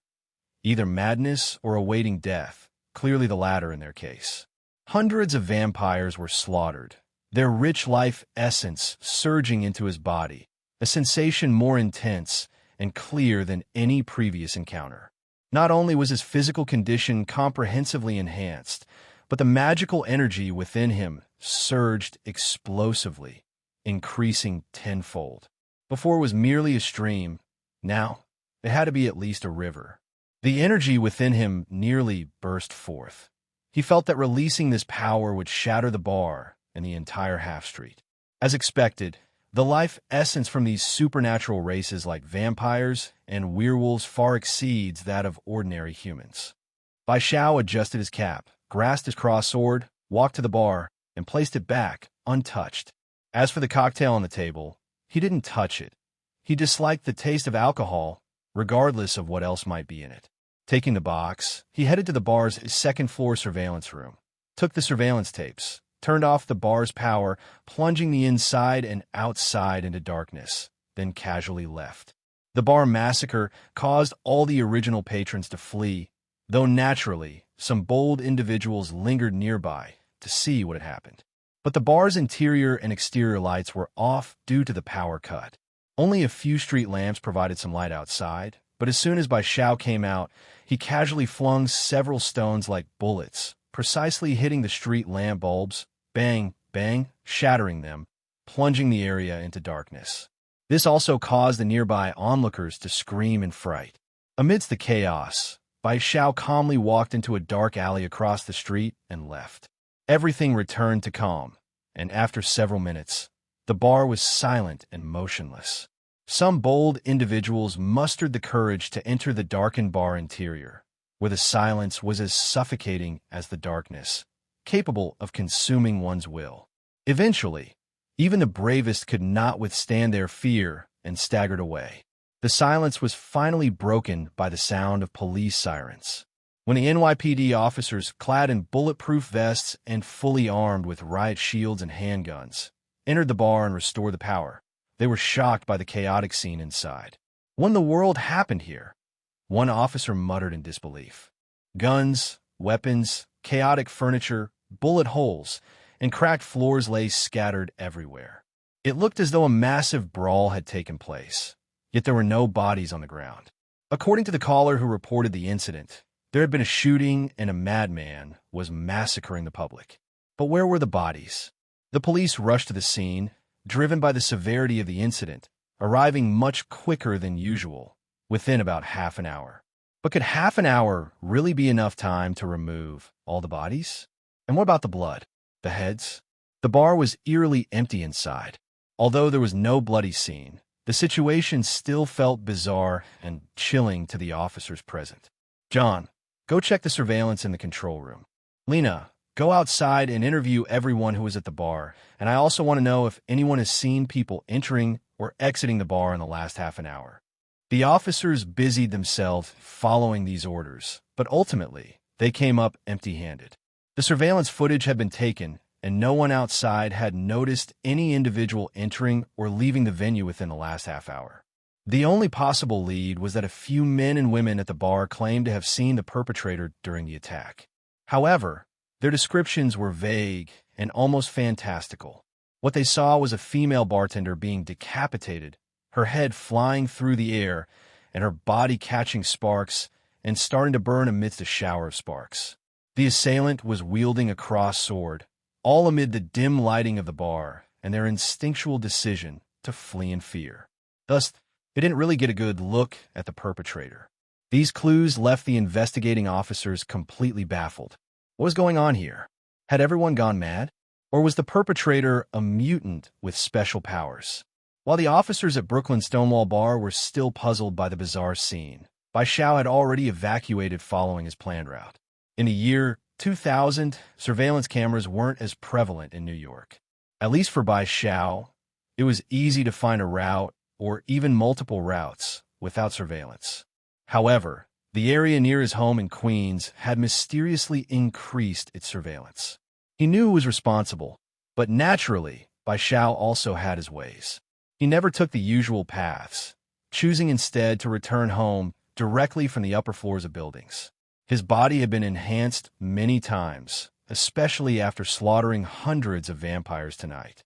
His jumping ability, explosive power, and coordination were now superhuman. Leaping hundreds of meters was effortless for him.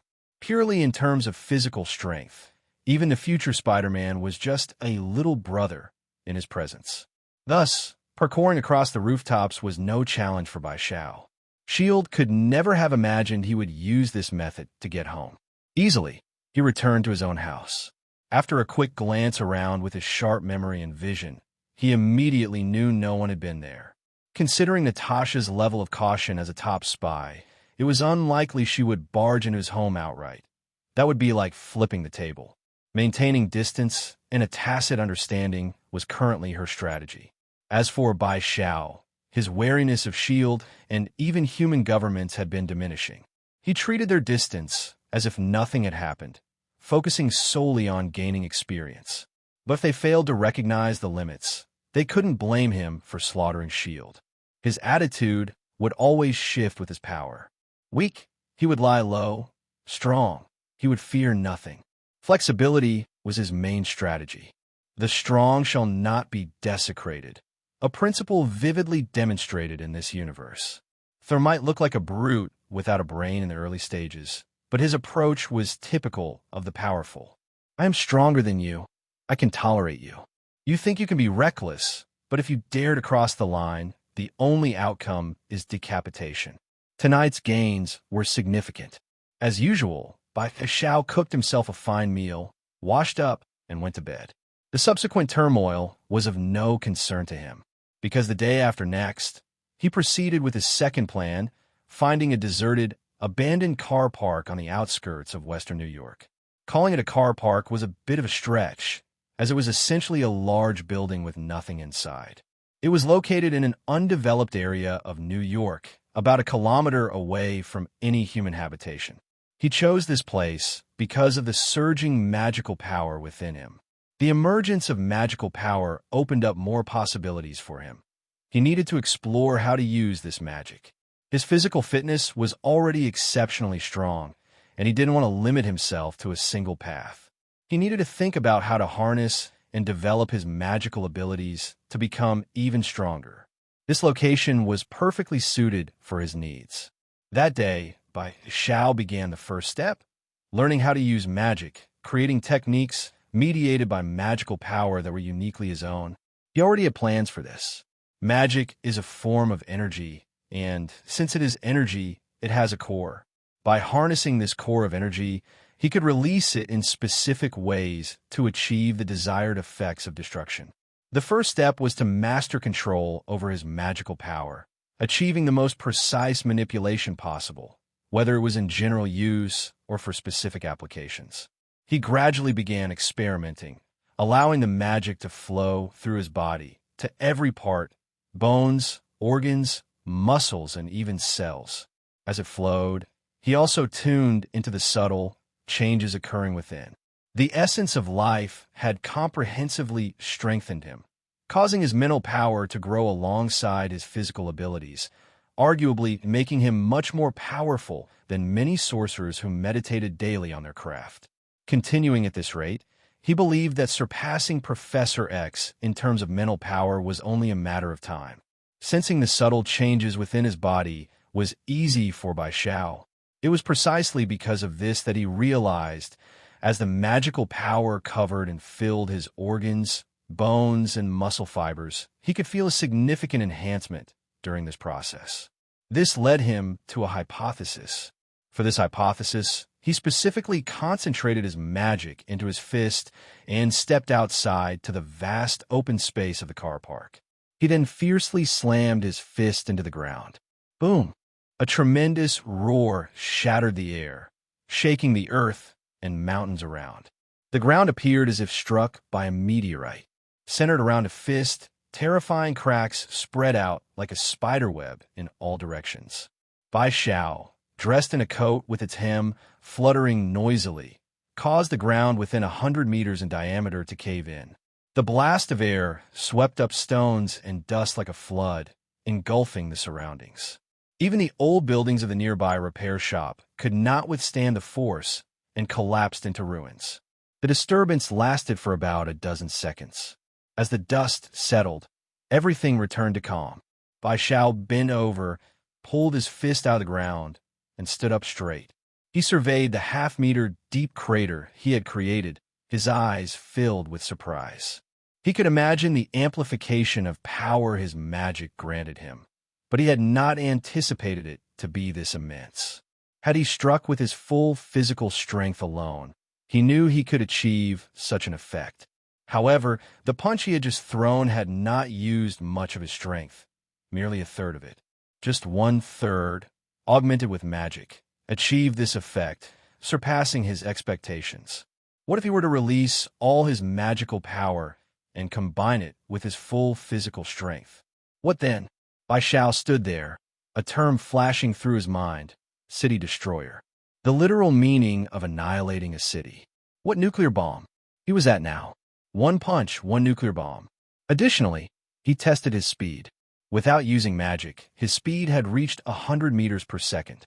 With magical enhancement to his legs, he could easily break through to 150 or even 200 meters per second. He also captured 2 rats, broke their bones, amputated their forelimbs, and channeled magic into their bodies.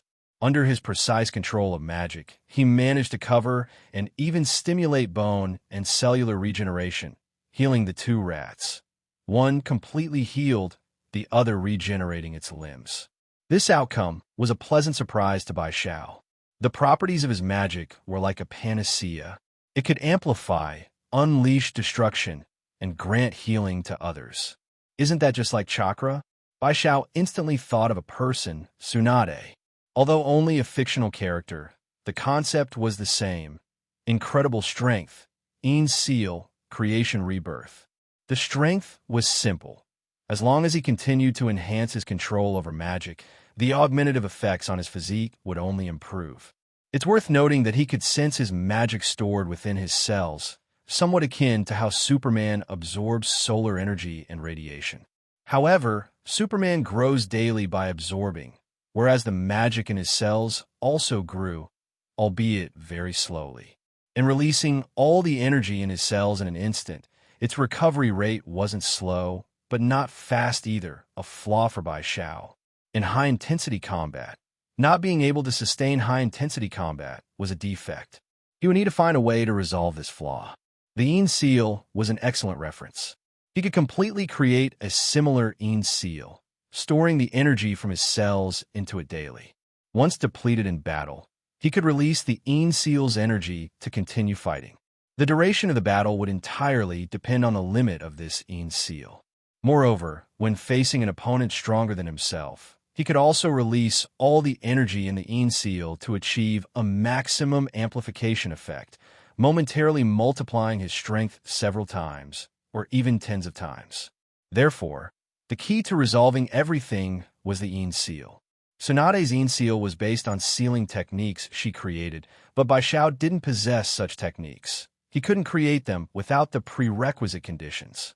So, Bai Xiao thought of another place. Camartage, when in doubt, magic solves it. Camartage had a plethora of magical books and knowledge. The magical knowledge in Camartage communicated through spells and magical marks to borrow magical energy from the magical dimension, completing the use of magic. However, it had a downside. There was a cost. After all, borrowing meant having to return possibly multiple times the borrowed power. Bai Xiao didn't need such a flawed method. He already possessed energy. What he needed was the magical knowledge to thoroughly learn and create his own magical system and matching techniques. As of now, this was the only solution Bai Xiao could think of. Aside from the Yin seal and max mode, he had many more ideas that also relied on magical knowledge to be realized. Bai Xiao stood there, frowning in thought. He was sure and certain that he couldn't defeat the Ancient One, who was a strong entity among the Sky Fathers and had, over the years, driven away many powerful enemies from other dimensions eyeing Earth, even forcing monsters like Mephisto, the Lord of Hell, to sign a contract under duress, preventing them from blatantly ravaging Earth. While the heavens might have been exerting their influence as well, it at least showed the Ancient One's strength. This kind of monster he currently couldn't provoke. He didn't want to entrust his fate into someone else's hands. But sooner or later, he would have to face the Ancient One. The question was, should he meet him sooner or later? Bai Xiao's rational thinking quickly led him to an answer. Later. He still had time to grow. The Ancient One had yet to appear, basically acknowledging his existence by default. More likely, he was still observing. Since that was the case, Bai Xiao needed to show more of himself. Just like he previously thought, he needed to demonstrate the path he had always taken, that of protecting Earth. Correct, his seemingly all-murderous actions were actually related to protecting Earth. After all, he only killed people filled with evil, later hunting vampires, werewolves, and in the future, even demons. In the eyes of the Ancient One, wouldn't Bai Xiao be a punisher of evil? Promoting good might not be possible, but the Ancient One didn't care whether you promoted good or not, as long as Bai Xiao was intent on killing all those coveting Earth. That would probably make the Ancient One consider Bai Xiao as part of Earth's camp. Earth's camp, isn't that an ally? Of course, all this was based on the premise that the Ancient One had detected changes in the timeline and hadn't erased Bai Xiao, which, after so much time, had already been established. Ancient One wanted to observe, then Bai Xiao could certainly wait. Realizing this, Bai Xiao still sighed inwardly. His personality was still too rational and cautious. Otherwise, he could have planned to make contact with Ancient One earlier. It was a risky act. The consequences of failure could lead to accidents, but success would bring greater rewards, like acquiring magical knowledge and making his future path smoother. However, caution was also good. With a second chance at life, there were more possibilities.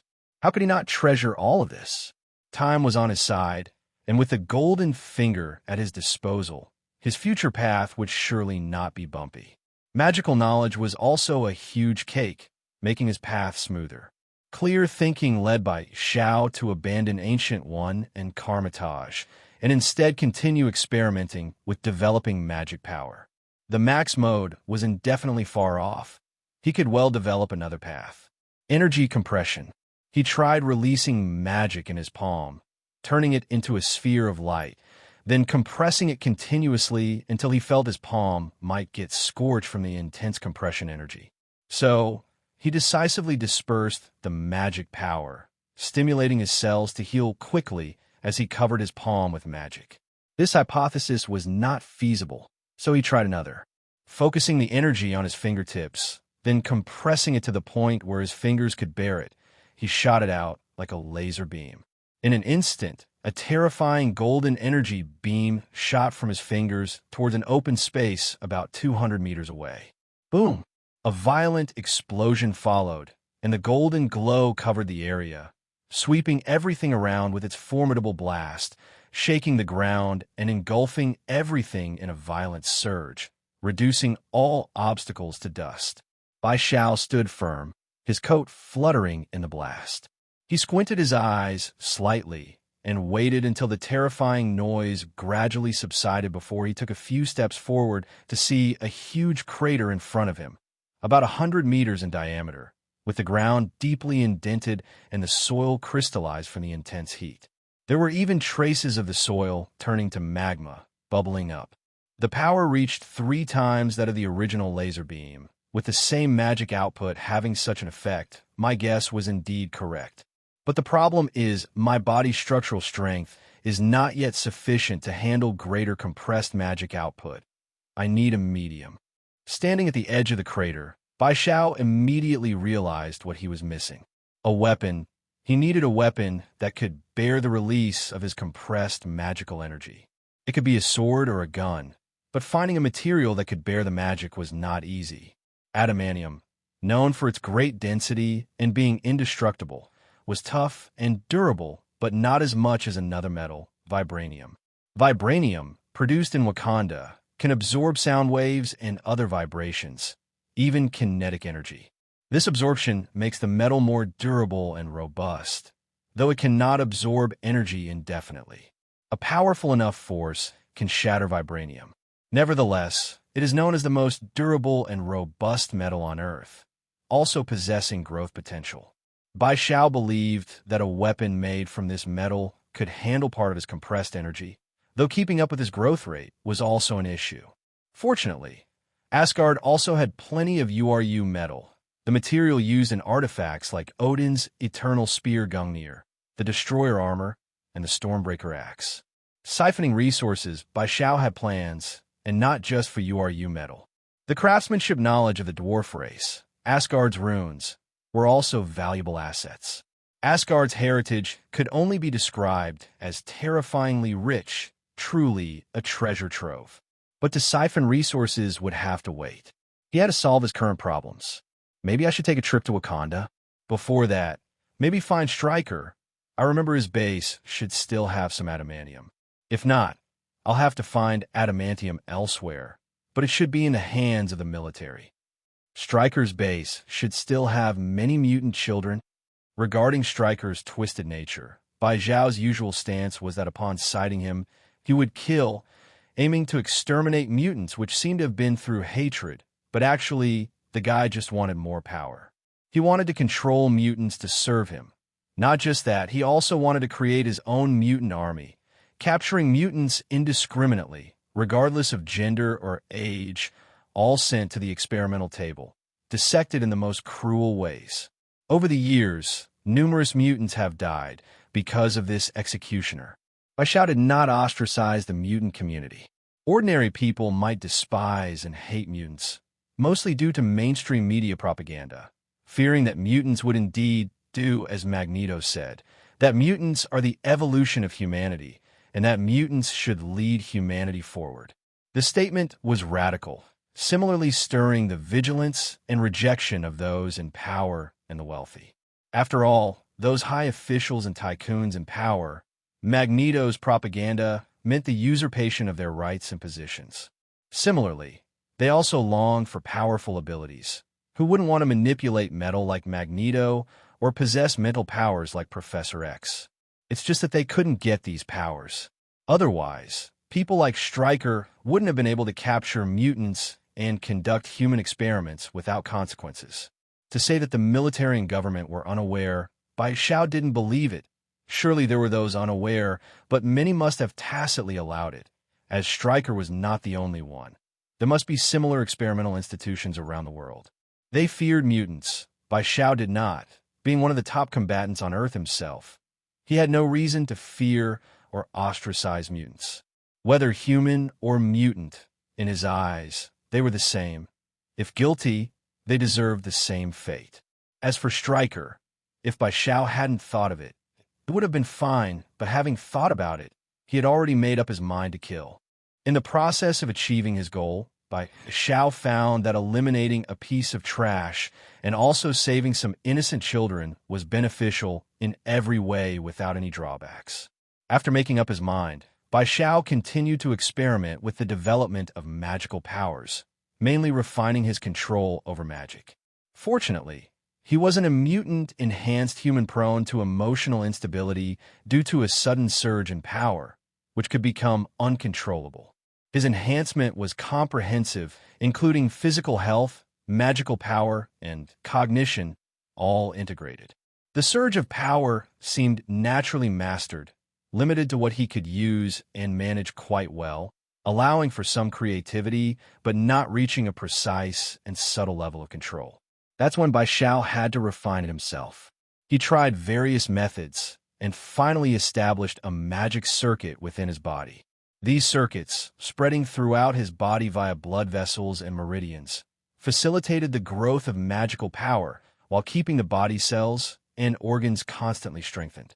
Additionally, he multitasked by manipulating magic to perform transformations in the palm of his hand, such as forming shapes like lions, tigers, or dragons. The hair and patterns were meticulously crafted, or he could manipulate magic at the cellular level to enhance metabolism, protein synthesis, DNA replication, cell division, and maintain nervous system health. In general, he performed the finest manipulations of magic. Regardless of the method, it was greatly beneficial to his body. As the saying goes, eat your meals bite by bite and walk step by step. Bai Zhao was different. He could eat a lot and walk fast without overeating or falling. Quite rational. Bai Zhao glanced around. 200-meter diameter pits and collapsed ruins made it look like the area had been bombed by the military. The noise he made was considerable, and although it was in the suburbs with the nearest human settlement a kilometer away, the massive explosion sound would still likely attract attention. It seemed he needed to find a remote area for further experiments and development. The journey home was smooth, with no melodramatic incidents. Once home, he leaned on the sofa and scanned the room, already thinking about moving. He had no particular attachment to this house, although he had lived there for many years. He knew his savings weren't much at this point, with significant expenses on food, clothes, and equipment over the months, leaving him with about $35,000. Mostly old banknotes, which he had specifically saved for dealings with the underworld that required money laundering.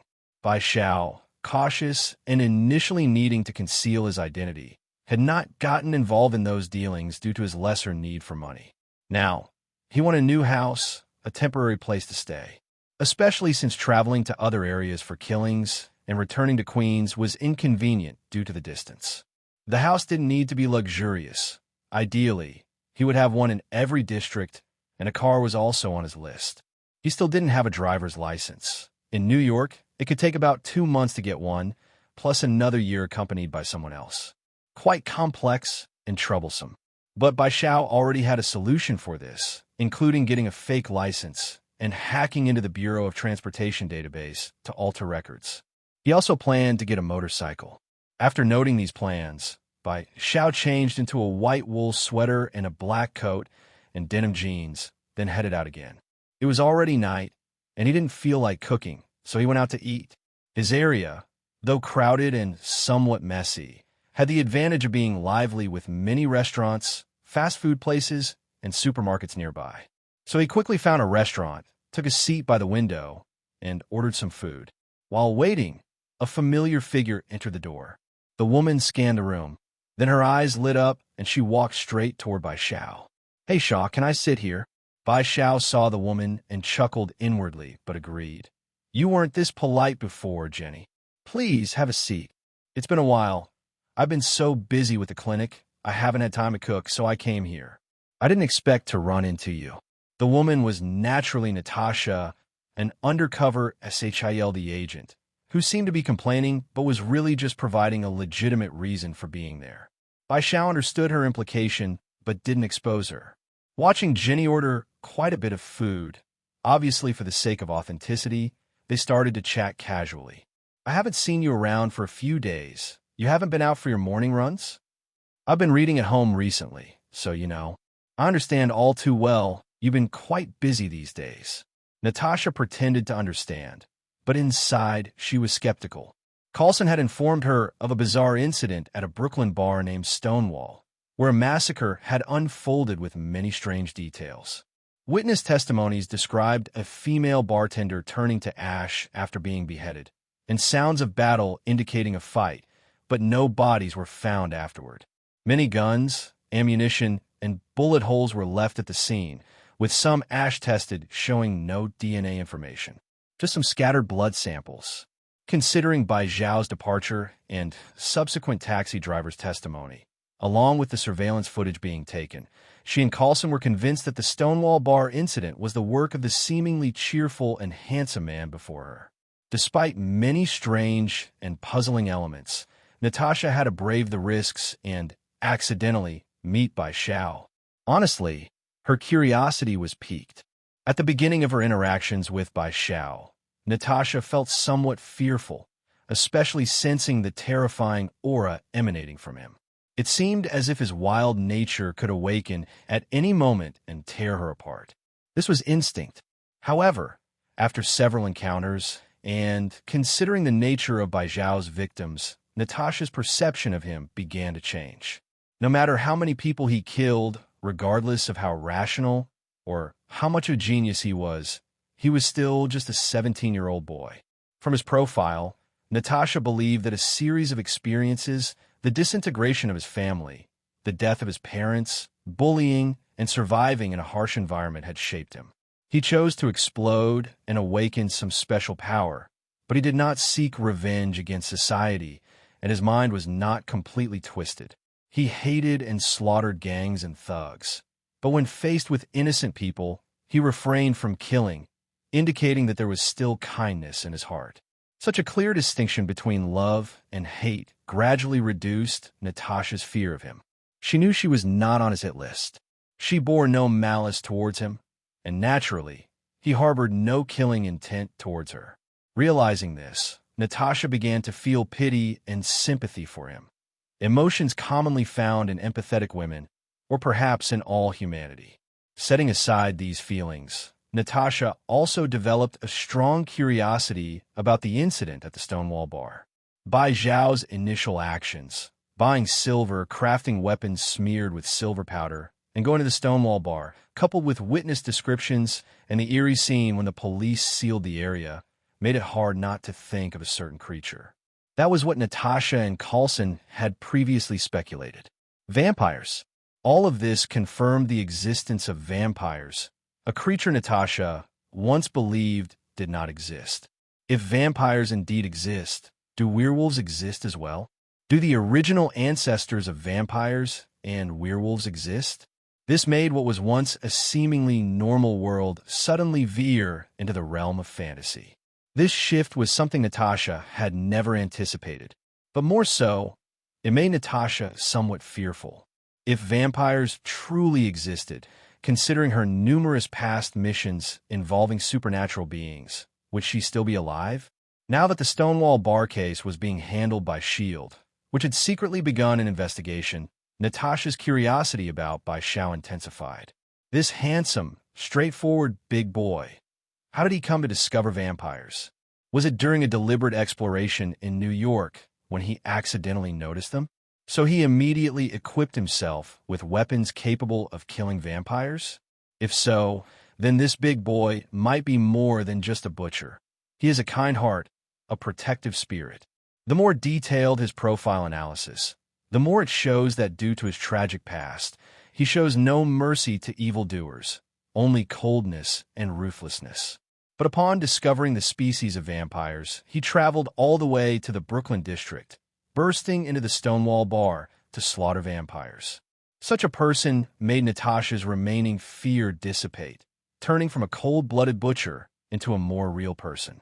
Natasha's shift in thinking was something Bai Xiao had not anticipated, but since his mental strength had continually enhanced, his super-strong senses and intuition allowed him to easily discern the emotions of the people in front of him. Was it a kind of benign intention and sympathy? What was this woman thinking? Bai Xiao felt somewhat baffled as he glanced at this female spy, whose thoughts seemed to change too quickly, even losing her guard in fear. It seemed that during their time together, not only had this woman lost her vigilance, but she had also imagined something more. On the surface, Bai Xiao's expression remained unchanged as he continued to engage in seemingly common topics with Natasha, who was skillfully aligning the conversation with his interests, maximizing his favorable impression of her. Bai Xiao didn't say much else, only mentioning some recent self-study knowledge in areas like computer science, physics, and chemistry. Such knowledge was not too challenging for Natasha, a top-level spy. While she might not be particularly knowledgeable, she could engage in conversation about anything, especially topics that made the boy feel proud, occasionally showing admiration. Any man would feel flattered by a beautiful woman's admiring gaze and expression. Of course, Bai Xiao felt the same, but he was honest. Knowing each other's depths, if you want to see vanity, then he also displayed a fittingly proud emotion. Both were performing, both aware that the other saw through them, and the fake conversation and acting added some interest to the somewhat boring wait for food. By the way, Shaw, since I've been busy recently, I plan to rest for a couple of days. I just moved to Queens. Can you show me around there? I heard Chinatown here is interesting, and I'm very curious about Asian culture. As the food arrived and they began to eat, Natasha suddenly extended the invitation. Tomorrow. Bai Xiao, cutting his steak, did not refuse. Tomorrow. No problem. I haven't been to Chinatown in a long time either. Bai Xiao thought for a moment and agreed to Natasha's invitation. Natasha showed happiness. Wow. Thank you, Shaw. You mentioned some Asian specialties before, especially the food. I'm so curious. Asia indeed has many wonderful aspects. Bai Xiao affirmed. I'm looking forward to it even more now. Their meal, along with the chat, dessert, and coffee afterward, lasted a full hour. After confirming the time for the next morning at 8, they went their separate ways. Bai Xiao walked straight home without looking back, no gentlemanly gestures of escorting Natasha home. After all, she only had a short walk to her place, and they both knew they were just performing, so what gentlemanly facade was there to maintain? At the crack of dawn, Natasha was dressed in a colorful floral dress, her usual burgundy ponytail now transformed into slightly curled wavy hair, complementing her graceful figure and charmingly beautiful face. Her exquisite makeup added a mature allure, making her irresistibly attractive to men. Bai Xiao, on the other hand, wore a relatively loose white sweater with a red jacket, paired with jeans and a baseball cap, his model-like stature making him look like a handsome and sunny boy. When the two met on the street, Natasha, feigning nonchalance, was holding a small bag while openly linking arms with Bai Xiao, displaying an intimate demeanor. Bai Xiao glanced at the woman and felt no aversion in his heart. After all, she was indeed very beautiful. Moreover, he was currently at the prime of his physical youth, which, plainly speaking, was his most impulsive age. If it weren't for his sufficient rationality and the subtle charms this woman had previously shown, he would have likely been ensnared by her already. All he could say was that the soft feeling was wonderful. He quite liked it. Near Queens, there are many Chinatowns, but the most famous one is in Flushing, which not only houses Chinese immigrants, but also others from countries like Korea, Spain, Africa, and India, making this Chinatown truly East Asian in flavor. However, Chinese descendants still make up the majority. In the park, one can see groups of older ladies dancing and elderly men playing chess. In the malls, young girls with a bubble tea in hand, excitedly discussing the latest movies. On the streets, both Caucasians and African Americans can be seen calling out sales in imperfect but fluent Chinese. Here, one can find unique Chinese dishes and goods, such as lantau noodles, big plate chicken, pig's feet rice, and other special products. There are also street stalls selling Chinese goods, such as lucky decorations and more. Natasha, full of enthusiasm, pulled Bai Xiao along, seemingly very interested in Chinese culture. Bai Xiao, indifferent, knew that this woman was a top-notch spy, well-versed in major countries' cultures and languages from a young age. However, it's likely that her interest was genuine, considering her frequent missions for S.H.I.E.L.D. After all, working for such a ruthless boss meant scarce rest times. Moreover, she was initially a target of S.H.I.E.L.D.'s pursuit, and in order to prove her sincerity, she had to take on frantic assignments.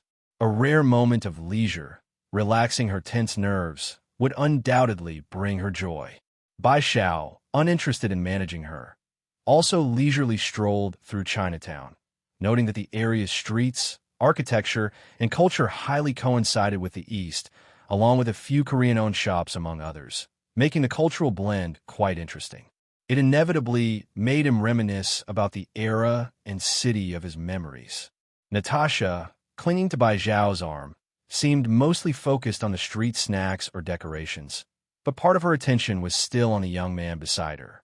When she noticed Bai Xiao's emotional fluctuations, she wasn't surprised.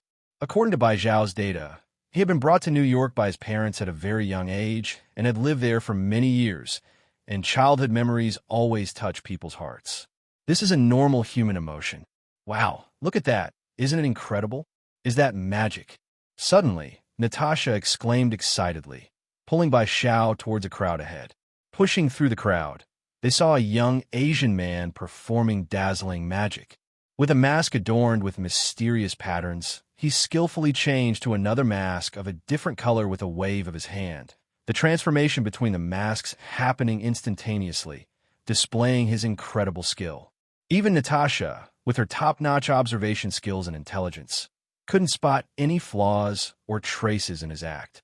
Later, Natasha saw the young man conjure a flame in his hand, which danced and transformed, even turning into a mini fire tiger that roared and ran lifelike in his palm. This spectacle drew exclamations of amazement from the crowd, the enthusiastic atmosphere affirming the young man's incredible skills. Natasha, like a little girl discovering a new world, excitedly clapped and cheered. Bai Xiao, however, watched the Asian young man thoughtfully. The earlier tricks were traditional magic, very normal, but that flame transformation, a mutant perhaps. A mutant using such means to make a living in Chinatown, using magic as a cover, was indeed a clever approach, but unfortunately, it still posed a risk to himself. Bai Xiao's gaze casually swept around. Several people, both men and women, appeared to be casual tourists, but their demeanor, eye contact, and the subtle conversations through communicators revealed their identities. Bai Xiao noticed this, and Natasha, as a top-level agent, naturally wasn't oblivious. She remained composed, though her eyes flickered slightly, her thoughts racing. Initially, she hadn't suspected that the Asian young man performing magic was under scrutiny. Instead, she thought Bai Xiao's identity as the infamous butcher might have been exposed. She knew how formidable this sunny boy was. Within S.H.I.E.L.D., his combat skills were nearly unmatched, even surpassing trusted agents like Hawkeye. If those people were to expose Bai Xiao's identity and trigger a battle in a busy area, the casualties could be unimaginable. Crucially, if they couldn't capture Bai Xiao, the destruction he could cause would be astounding. This would also cause her mission to utterly fail, and personally and professionally, she did not wish for this young man to be exposed among the major organizations, an undoubtedly dark prospect. However, Natasha soon realized that the people keeping watch seemed not to be focused on Bai Xiao, but rather on the Asian young man still performing magic. What's going on here? A big question mark flashed through Natasha's mind. She took another close look at the young man, feeling that nothing seemed unusual. He was just performing magic normally, albeit the fire magic seemed a bit magical. Natasha frowned involuntarily, immediately sensing something. A mutant? Was this Asian a mutant, and those tailing him had discovered his identity because he used his abilities, hence their surveillance? The logic cleared up instantly. Natasha thought it over and decided to act as if she knew nothing, keeping her composure. Natasha wanted to pull Bai Xiao away, but after a few tugs, she found that the man in front of her stood immovable like a mountain, utterly unmovable. She looked at Bai Xiao in surprise. "Shaw, it's time for us to go to the next location," Natasha urged. As a spy, her target during her missions was always Bai Xiao. Now that an Asian had clearly been targeted, she did not want Bai Xiao to expose himself either. But from Bai Xiao's unmoved demeanor, Natasha guessed what the big boy wanted to do. Evidently, this kind-hearted boy had also noticed the group and guessed their intentions. He wanted to save his fellow Asian. "Shaw!" Natasha looked deeply at the boy, her heart touched by his kindness. After all, not everyone would choose to lend a hand in such situations, especially since Bai Xiao's own identity was very sensitive. Once he intervened, it could likely expose him and end his low-profile career, possibly leading to his being aggressively pursued. The outcomes could either be capture or death in a firefight, or a life of being a fugitive. Unfortunately, Natasha thought too much. Bai Xiao was not leaving, and more so because he wanted to wait a bit longer. His first impression of the traditional magic performance had endeared him, and if necessary, he did not mind stepping in to help. And with his current abilities, even if he clashed with the government, the loss would definitely not be on his side. Otherwise, it would just be a change in the White House. However, Bai Xiao's greater reason for not leaving was because he felt a mysterious and immense psychic force spreading towards them. This made Bai Xiao instantly think of someone. Sure enough, within a few minutes, a line of armored vehicles stopped by the street in the distance, and a group of fully armed soldiers descended from the vehicles, each carrying special equipment like shields and weapons resembling stun guns. The soldiers began jogging towards them. Just as the crowd turned their heads and screamed, the Asian still performing magic paled with fright and was about to flee when a grand and immense psychic force descended, and everything came to a standstill. The running people, those screaming, and the oddities were all frozen in place. Even the female spy beside them was the same. Only two people were not affected. One was Bai Xiao, and the other was the Asian. Facing this situation, the Asian grew even more terrified. Just as he was about to flee, a previously frozen Caucasian tourist suddenly spoke. "Li, don't be afraid. We're here to help you." Hearing this, the Asian named Li, disregarding everything, prepared to flee this eerie place, but his body suddenly froze again, clearly manipulated by that immense psychic force. The next second, the previously frightened Asian for some reason became very calm. His body was again under his own control, but instead of running away, he waited in place. Bai Xiao watched, aware that the owner of the psychic force and the Asian named Li had had an exchange in the psychic realm, more accurately, a calming one that had quieted the Asian down. Meanwhile, footsteps approached, and Bai Xiao turned to see a group of plainclothes figures, both men and women, coming towards them. The leader, a woman with wine-red hair like Natasha's. Beside her was a man wearing red special glasses. "Li, we're here to help you." The crowd parted automatically. The woman spoke first, but beside her, a woman with white hair wearing a brown coat and white sweater immediately startled. "Who are you?" The others immediately became alert, looking at Bai Xiao. Seeing Bai Xiao wearing a cap and with distinctly Asian features, and not too old, everyone frowned. Another mutant? Able to resist the professor's psychic power. Perhaps he has also awakened a psychic power. The man with the red special glasses murmured softly. Scott, he is not a mutant." Another person spoke up in the crowd, the others unsurprised, knowing that the person in front of them was the professor using his psychic power for a temporary remote communication. "Hello, young man. I can feel you have a special power, very strong and very dangerous. What you're doing is also very dangerous." The person came up to them, face to face with Bai Xiao. Originally, just a young woman, but her eyes conveyed wisdom and age far beyond her appearance. Hearing this, Bai Xiao's tone became very cold. "I am indeed very dangerous, but casually invading other psychic worlds, reading memories, isn't that even more disgusting?" Saying this, a dangerous aura spread from him. The immense pressure made everyone conscious feel as though they were bearing an invisible heavy mountain on their shoulders. Everyone immediately prepared for battle. The woman in front of him was silent for a while, then spoke. "I'm very sorry. I try to avoid doing such things as much as possible, but for the safety of mutants, I have to do this. To apologize, I can tell you her real identity. I've never cared about her identity. Just your actions make me feel disgusted." Bai Xiao didn't care whether the woman beside him had her psyche invaded, but Professor Charles's reckless reading of memories and prying into privacy indeed disgusted him. The professor was silent for a while, then actively freed Natasha from being controlled. "Damn it!" Upon waking, Natasha immediately muttered under her breath. She had been controlled before, but was still conscious, so she clearly understood what had happened. Her eyes, filled with anger, fixed on the woman in front of her. As a top SHIELD agent, she could easily guess who these people were. Professor Charles, one of the most powerful mutants, and his students, the X-Men. Natasha knew this was not the first time they had acted this way. Every time after completing their mission, they would erase a small part of the memories of those who were controlled at the scene. If it weren't for Bai Zhao's words just now, she might have had this memory erased without even knowing. But that wasn't the main point.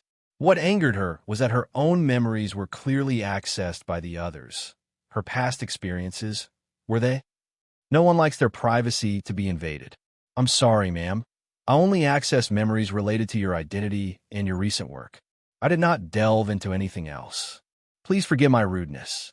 If possible, in the future, we would be glad to be your friends and offer some help." Professor Charles, who had taken control of the woman's mind, seemed to recognize the source of Natasha's anger and explained. Natasha clenched her teeth.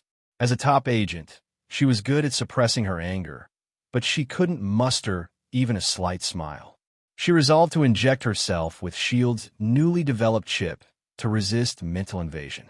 Bai Xiao looked on with cold eyes, showing no intention of avenging Natasha. After all, this woman had no relation to him. He didn't bother with these people and planned to leave, but Professor X's voice continued behind him. "Child, your talent is unique, but your actions will bring you danger. Killing is never the only solution," he advised. Bai Xiao, uninterested, turned and left, with Natasha, suppressing her anger, following closely behind. Scott saw Bai Zhao's arrogant attitude, clenched his fists, his face full of anger, but the white-haired woman beside him held him back. "Scott, don't be impulsive." Scott took a deep breath and calmed down. "Professor, this boy, he is special, but his actions are extreme. He needs guidance. Otherwise, he might be consumed by darkness and anger." The professor briefly said before no longer elaborating, but instructed his students to take leave back to the academy. The members of the X-Men exchanged glances, intrigued by the Chinese boy, obviously someone of special interest to the professor. However, they followed their usual protocol and took Lee away, restarting the pause scene, allowing everyone at the scene to continue their activities as if nothing had happened, oblivious to the Asian young man who had been performing Easter magic on the street. As for the soldiers, they returned to their armored vehicle and retraced their route. What happened afterwards, neither Bai Xiao nor Professor X would bother about. With the incident, Bai Xiao and Natasha's trip to Chinatown could no longer proceed, but Natasha didn't leave. Instead, she and Bai Xiao went to Flushing Meadows Park and sat on the grass by the river, watching the bustling crowd leisurely walking by. Natasha, hugging her legs, sat next to Bai Xiao, looking at the river and the people rowing boats, and spoke, "Shaw, you're the smartest person I've met, especially at your age. Planning to come clean with me?" Bai Xiao looked at the woman with interest. "Even if I don't, I believe you've guessed it already," Natasha said playfully, a smile curling at her lips. "You are the first person to see through my disguise as soon as we met. This mission failed. Maybe I should really think about how to write the report when I get back. You indeed are a woman who easily wins people's favor." Bai Xiao acknowledged Natasha's professional skills. "Any man would let his guard down in front of you. You were more precise than the NYPD, landing right in front of me before anyone else. You're smart. In fact, before you, I had interacted with 13 suspects, but after meeting them, I ruled them out until you." Natasha answered honestly. "At first I wasn't sure, but when I looked into your eyes, I thought I saw a demon lurking within. John Shaw, a fierce demon resides in your heart, and from that moment, I was certain you were the one. Being able to read some information from someone's eyes is impressive." Bai Xiao nodded, aware of his own situation. After multiple massacres and bloodshed, anyone would undergo some changes. Whether it's madness or bloodlust, no matter how well one disguises it, if they meet someone with keen senses, they will inevitably show flaws. Especially him, having killed so many, his physical condition continuously strengthened, and his life level kept rising. Facing those with lower life levels, there would naturally be an instinctive dominance, a suppressive presence that combined to make Natasha feel tense and fearful. If it were anyone else as perceptive, but without Natasha's experience and ironclad will, they probably wouldn't even have the courage to look at him. However impressive, you still surpass me. With your age, you've demonstrated stunning combat abilities and clear rational thinking, making you more suited to be an agent than me. Natasha adjusted her hair, tousled by the breeze. "So the drama is over." Bai Xiao turned his head to look at Natasha, still with his sunny expression, but his voice serious and warning. "I can tolerate you bringing a bit of fun to my somewhat dull days, but don't think about crossing the line, or you and those behind you wouldn't want to see a demon unleashing his anger." Natasha has left. Without this beautiful woman, Bai Xiao didn't feel uncomfortable. At most, he was a bit reluctant at first, which could be considered a boy's instinctive reaction to a pretty woman. But this emotion was quickly dispelled. Bai Xiao never considered himself to be without desires, especially concerning women. If possible, he wouldn't mind indulging his impulses. He is not an ascetic. He knows what he craves. Mansions, estates, women, he wants them all. However, Bai Xiao's greatest desire remains power. Feeling himself become stronger, the growth of that power and the pleasure it brings are incomparable, even surpassing those other desires. Moreover, with sufficient power, everything else will follow. For now, overwhelming desire suppresses everything else. Once this emotion stabilizes, he might consider other things. Otherwise, why would he still live in that small, broken house in Queens? With his current abilities, would it be difficult to acquire a luxurious estate or host countless lavish parties? Bai Xiao plans to pursue growth and improve his quality of life simultaneously. This is the true path. Inflation is impossible. At the Xavier School for Gifted Youngsters in New York, a car drove up and stopped on a wide platform inside the academy. X-Men members and an Asian youth named Lee got out. Come with me. I believe you'll enjoy life here. Jean led the young man towards the dormitories. The others headed to the headmaster's office. Along the way, they encountered many mutant students who warmly greeted their teachers. Hey, good morning, Mr. Scott, Ms. Aurora, Mr. Logan. Good morning. The white-haired Aurora and several other teachers responded, except for the stern, burly man who kept his cool and merely nodded without responding. The students were used to this cool, tough guy and thought nothing of it. However, these students were more interested in discussing what mission the teachers had just undertaken. I think I just saw Ms. Jean taking someone to the dormitory. Another mutant partner? I wonder what his abilities are. Maybe. I hope they're cool. Ah, John, your abilities are cool too, except you accidentally burn off people's eyebrows. Shut up, Bobby. That was an accident last time. You never know. The students chattered away, occasionally playfully roughhousing, creating a scene of peace and liveliness. Meanwhile, in the headmaster's office, several teachers knocked and entered, seeing a mild-mannered bald man sitting in a specially crafted metal wheelchair by the window, browsing a book, which he then placed on his lap upon seeing Aurora and others enter. Headmaster, so what happened to that kid? Scott spoke first, and Professor Charles replied gently, let's wait for Jean. Jean didn't keep everyone waiting long. She arrived in the office a few minutes later. The arrangement for the Asian Lee would be handled by someone else, given the large size of the school that always employed people to assist. Seeing everyone assembled, Professor Charles pondered for a moment before slowly speaking. That woman, she's from a Strategic Homeland Intervention, Enforcement, and Logistics Division. What department is that? I've never heard of it before, Scott said in surprise. The others felt the same. It's a very special, secretive, and large organization. Its history probably dates back to World War II, but I don't know the details. I was focused on something else at the time, but you should keep an eye on this agency. Is that woman a spy? Scott asked. Her task was to contact and observe that boy named John Shaw. Professor Charles nodded. So, what's special about him that a mysterious organization would send a female spy to watch him? Jean asked curiously. Professor Charles sighed. Have you heard about the brutal butcher that appeared in Queens recently? Are you talking about the butcher who's been crazily killing 500 people over the past few months? Scott said in shock. The expressions of others showed slight changes. The emergence of a major serial killer in Queens was highly sensational news over the last month, with details revealed by major news outlets sparking widespread discussion across America.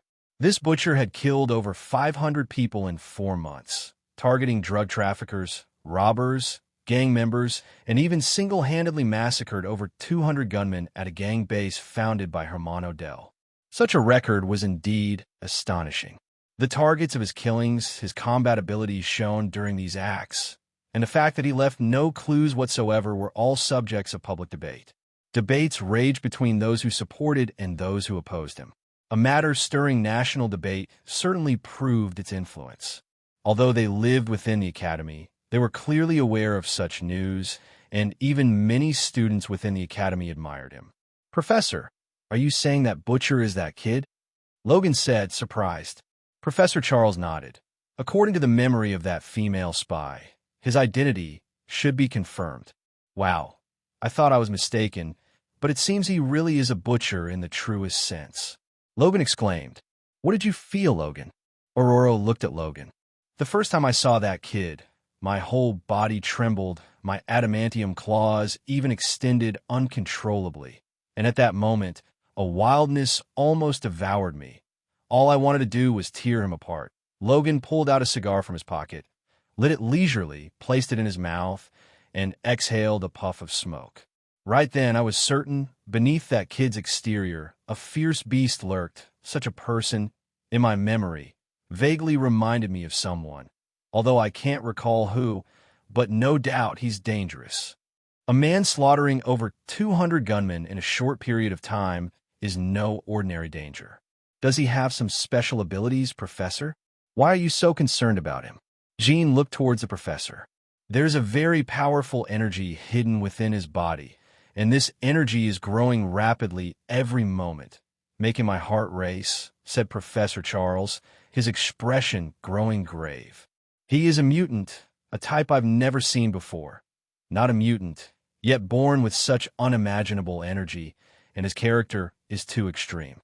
Once he steps into darkness, he will be a tremendous threat to this world, and an unimaginable disaster." Charles is not speaking without basis. He indeed has some concerns. An executioner who has slaughtered 500 people.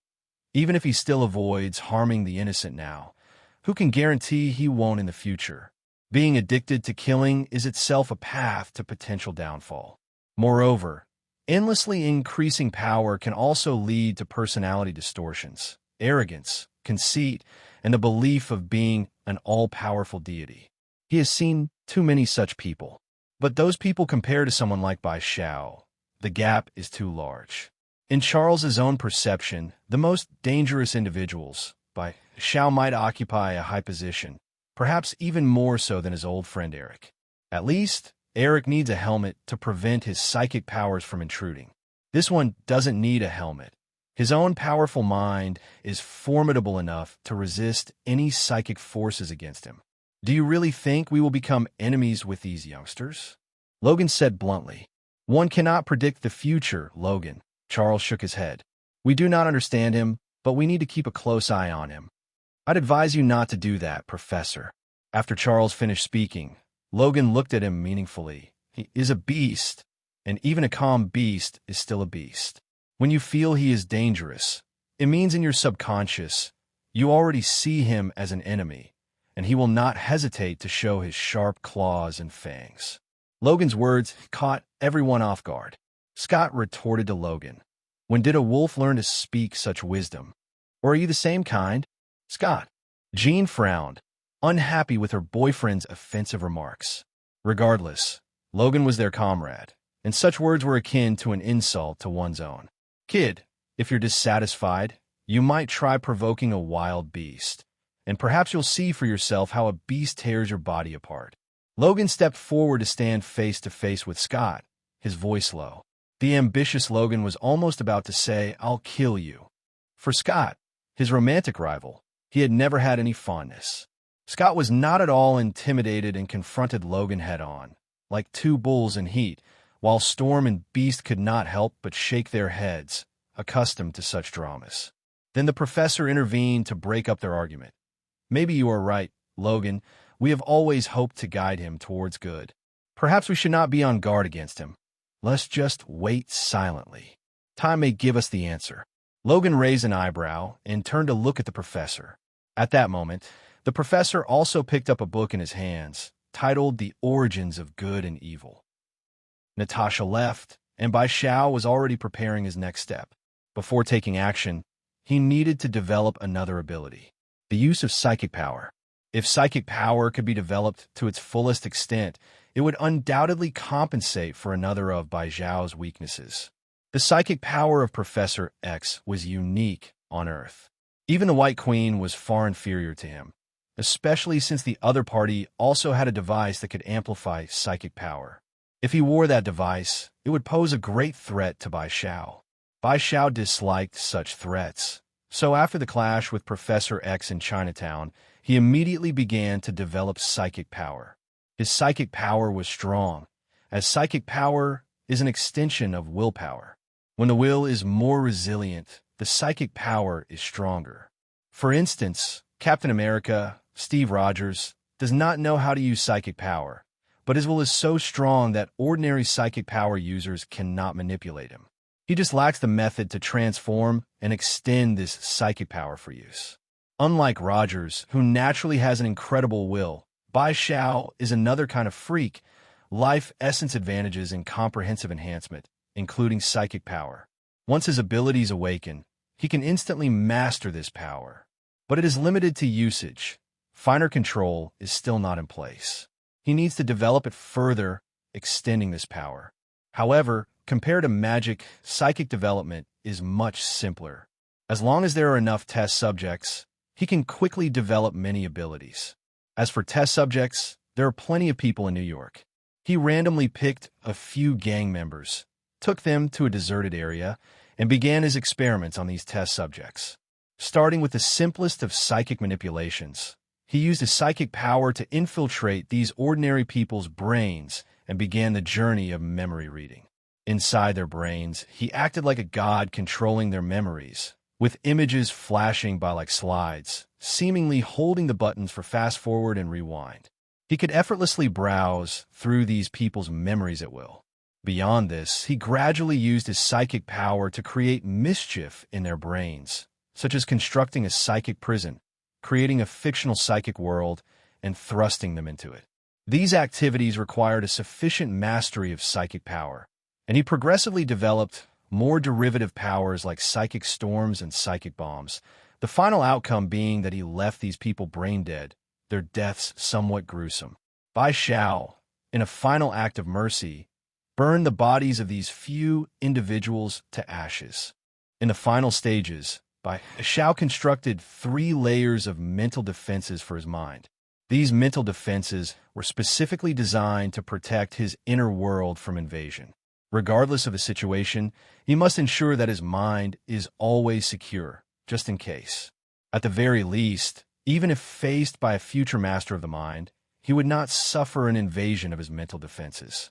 The only downside was that Bai Xiao felt that 3 layers of mental defenses were not sufficient. Although his mental power was strong, this was already the limit of what he could achieve. Perhaps in the future, with further strengthening and growth in his mental power, he could construct even more robust and numerous defenses. This made Bai Xiao feel that he had finally addressed a critical weakness. His next actions were not aimed at vampires and werewolves, but at William Stryker, whom he initially considered a threat. One goal was to eliminate this monster, satisfying himself on a psychological level while trying to create the weapon he desired using adamantium, and perhaps even extracting some money from him. After all, his assets were somewhat insufficient for renting or purchasing homes across the various districts of New York. Now, the biggest issue was to locate William Stryker's base. It must be said, since his mental enhancement, he could recall memories once forgotten in the corners of his mind, and coincidentally, he also found the exact address of Stryker's base, located at Lake Alkali in Alberta, Canada. Even if he didn't know the location, finding it wouldn't have been too difficult, just time-consuming. Doesn't this show the pathway of mental power? Fortunately, he had permanent residency and did not need a visa to travel to Canada, so he went to New York Airport to buy a ticket to Canada. There happened to be a flight to Alberta, Canada, in an hour. After waiting for an hour, he boarded the plane. No dramatic hijacking incidents occurred on the flight. Even if there had been, he would have suppressed them with his mental power, as he preferred not to have any troubles during his journey. 6 hours later, the plane arrived in Alberta. Lake Alkali, surrounded by mountains and water, provided excellent cover for the base. After disembarking, he went to a car rental company. In Alberta, especially in this era, car rental companies didn't care if you had a driving license. As long as you had a sufficient deposit, they would even rent to a 10-year-old. He rented a Ford SUV and bought a map, then headed for Lake Alkali. Driving along the road, the scenery of the trees on both sides of the road to Lake Alkali became increasingly beautiful, with almost no one else around. As time passed, it was nearing evening. Upon reaching the road by Lake Alkali, Bai Xiao stopped the car and got out. He came to the edge of the road, which was akin to a cliff, below which was a river, and upstream stood a huge dam. With his sharp vision, Bai Xiao looked toward the dam. His enhanced senses allowed him to detect the dense atmosphere inside the dam from thousands of meters away. Clearly, he had found a right place. William Stryker's base was established inside the dam. To enter, one could only pass through the dam's spillway, which was full of surveillance cameras. If he attempted to breach it, the spillway would release, drowning any intruders. His mental power was strong enough, but to prevent Professor X from finding it, William Stryker had installed devices inside the base to block mental powers, which was why Professor Charles had always been unable to locate it. Therefore, he could not be certain that William Stryker was inside the base. But whether Stryker was there or not, Bai Xiao was not willing to waste time here. So, with a loud boom, The ground under Bai Zhao's feet cracked, and he shot straight up into the sky, diving toward the direction of the dam at a breathtaking speed. Bai Zhao, like a meteorite, crashed from the most densely packed part of the dam's atmosphere. Boom! The sturdy dam exploded like foam, smashing through layers of concrete and steel. On the lower levels of the base inside the dam, soldiers were still patrolling with weapons as usual, performing their daily duties, but no one expected the ceiling above to suddenly shatter, and a figure enveloped in dust and debris crashed down, creating a blast wave that swept all around. The nearby patrolling soldiers and a few passing researchers in white coats were blown away by the blast wave, either smashing into walls or equipment, with continuous screams echoing throughout the base. A few unfortunate ones even died on the spot from head injuries. At the same time, an alarm suddenly sounded throughout the base, and the warning lights mounted on the walls turned red and began flashing. The base was suddenly under attack, and everyone inside immediately reacted. In the control room, soldiers quickly located the site of the incident on their computer monitors and grabbed their communicators to shout, "All soldiers be advised, the base is under attack. The enemy is in Sector 7. The enemy is in Sector 7. Proceed immediately to eliminate the enemy." At that moment, footsteps were heard outside the metal door, and a middle-aged man in a black sweater and glasses, looking somewhat aged, rushed in with several soldiers. "What's happening?" "Sir, an enemy has invaded the base from above the dam. Someone has breached the dam." The operator clicked a few keys on the keyboard, and the base's floor plan on the screen showed a red line from the top of the dam to the inside of the base, indicating the damaged area. "How many enemies are there?" Just one." The operator pointed at the monitor. "What? Are you kidding me? One person can smash through 150 meters of concrete and rebar. Is he Superman?" The middle-aged man simply did not believe it. "Sir, perhaps that is indeed the case," replied the operator with a bitter tone. The middle-aged man took a deep breath and looked at the multi-directional surveillance screens of Sector 7. Through the haze of dust, a figure was faintly visible. "Damn, could it be those damn freaks?" He muttered angrily under his breath, his tone filled with discrimination and hatred. And he was none other than William Stryker, the mastermind behind the establishment of this base. From the screens, Stryker saw his soldiers gradually surrounding Sector 7. His eyes, behind his glasses, flickered briefly as he glanced at the black-haired Asian woman next to him, her face expressionless and clad in a black leather coat. "Come with me." After speaking, he left the control room with the Asian woman and several fully armed soldiers, hurrying towards Sector 7. However, by the time they reached Sector 7, the battle had already begun. It was less a battle and more a massacre. The encircling soldiers were numerous, around 60 or 70, each armed with guns, including powerful firearms like M4 carbines. Facing the attacker, these soldiers coldly pulled their triggers, the dense bullets creating a lethal crossfire designed to shred anyone to pieces. However, what terrified these soldiers was that the bullets had no effect. The enemy had already vanished. Instead, like a flash of lightning, a black figure wreaked havoc across the field, and in an instant, the bodies of the soldiers were thrown through the air, dead before they hit the ground, either with crushed necks or caved-in chests. The operator in the control room was nearly popping his eyes out at the sight, stunned. But when he noticed William Stryker hurrying to Sector 7, he snapped out of his shock, intending to report through the communicator.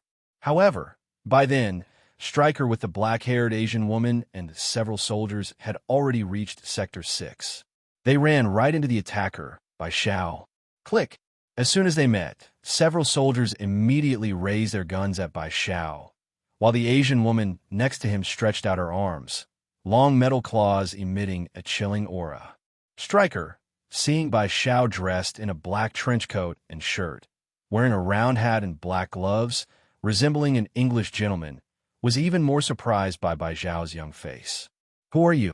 Stryker didn't ask his soldiers where they were, why they didn't stop Bai Zhao. He clearly knew that since the other had come from Sector 7 to 6, his soldiers were either subdued or killed. Why do you know about my base? Stryker stared intently at the boy, trying to glean the information he wanted from his gaze and expression. To his disappointment, all he saw was disgust and a murderous intent. He was puzzled, not recalling having provoked such a person. Could it be a friend or relative of an Asian mutant he had once captured? Bai Xiao had no interest in verbal sparring. He moved in an instant, his figure blurred, and in a blink he was standing right in front of Stryker. The Asian woman reacted quickly, yelling angrily. Her sharp spikes aimed straight at Bai Xiao's head, but in the eyes of everyone, Bai Xiao did not even flinch, and the woman's chest seemed to take a heavy blow, a muffled thud sounding as she was sent flying back into a wall about 10 meters behind, which dented inward and cracked around her strangely embedded form.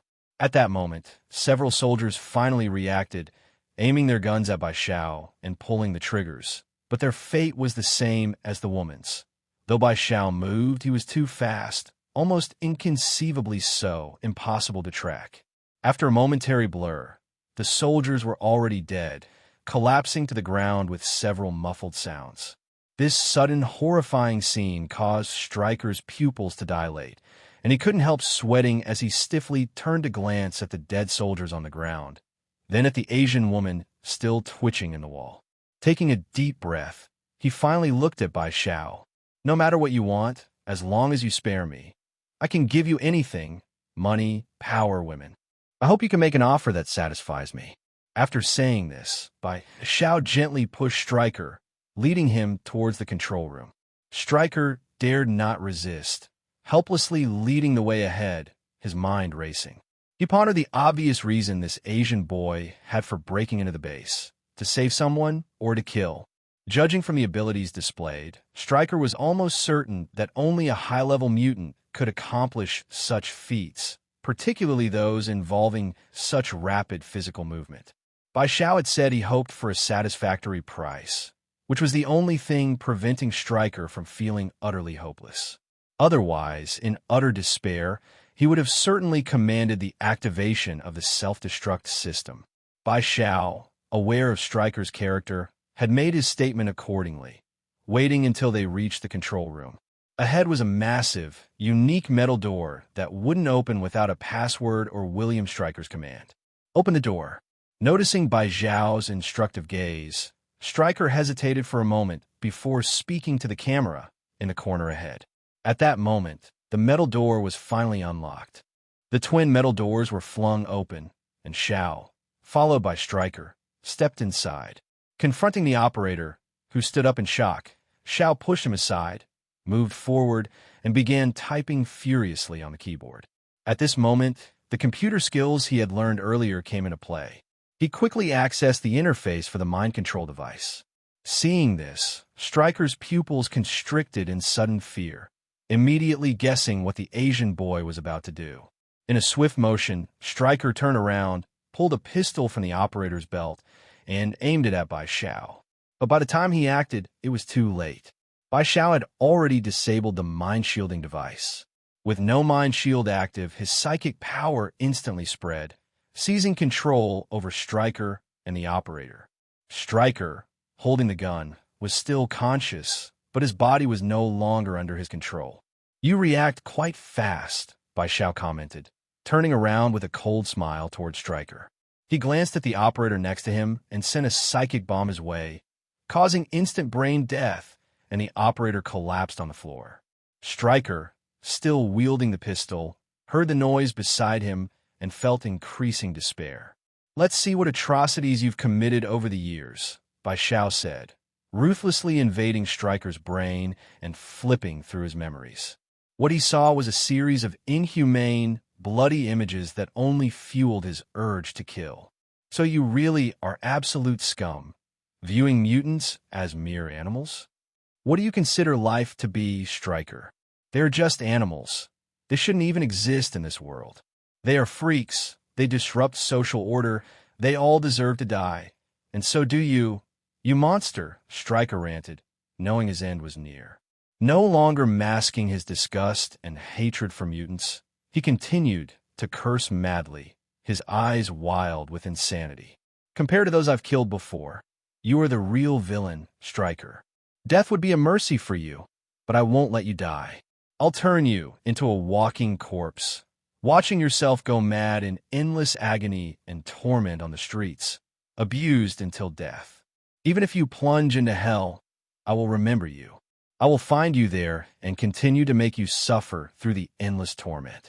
After saying this, Bai Xiao released a powerful psychic force, and at that moment, Stryker's eyes lost their sparkle, becoming dull.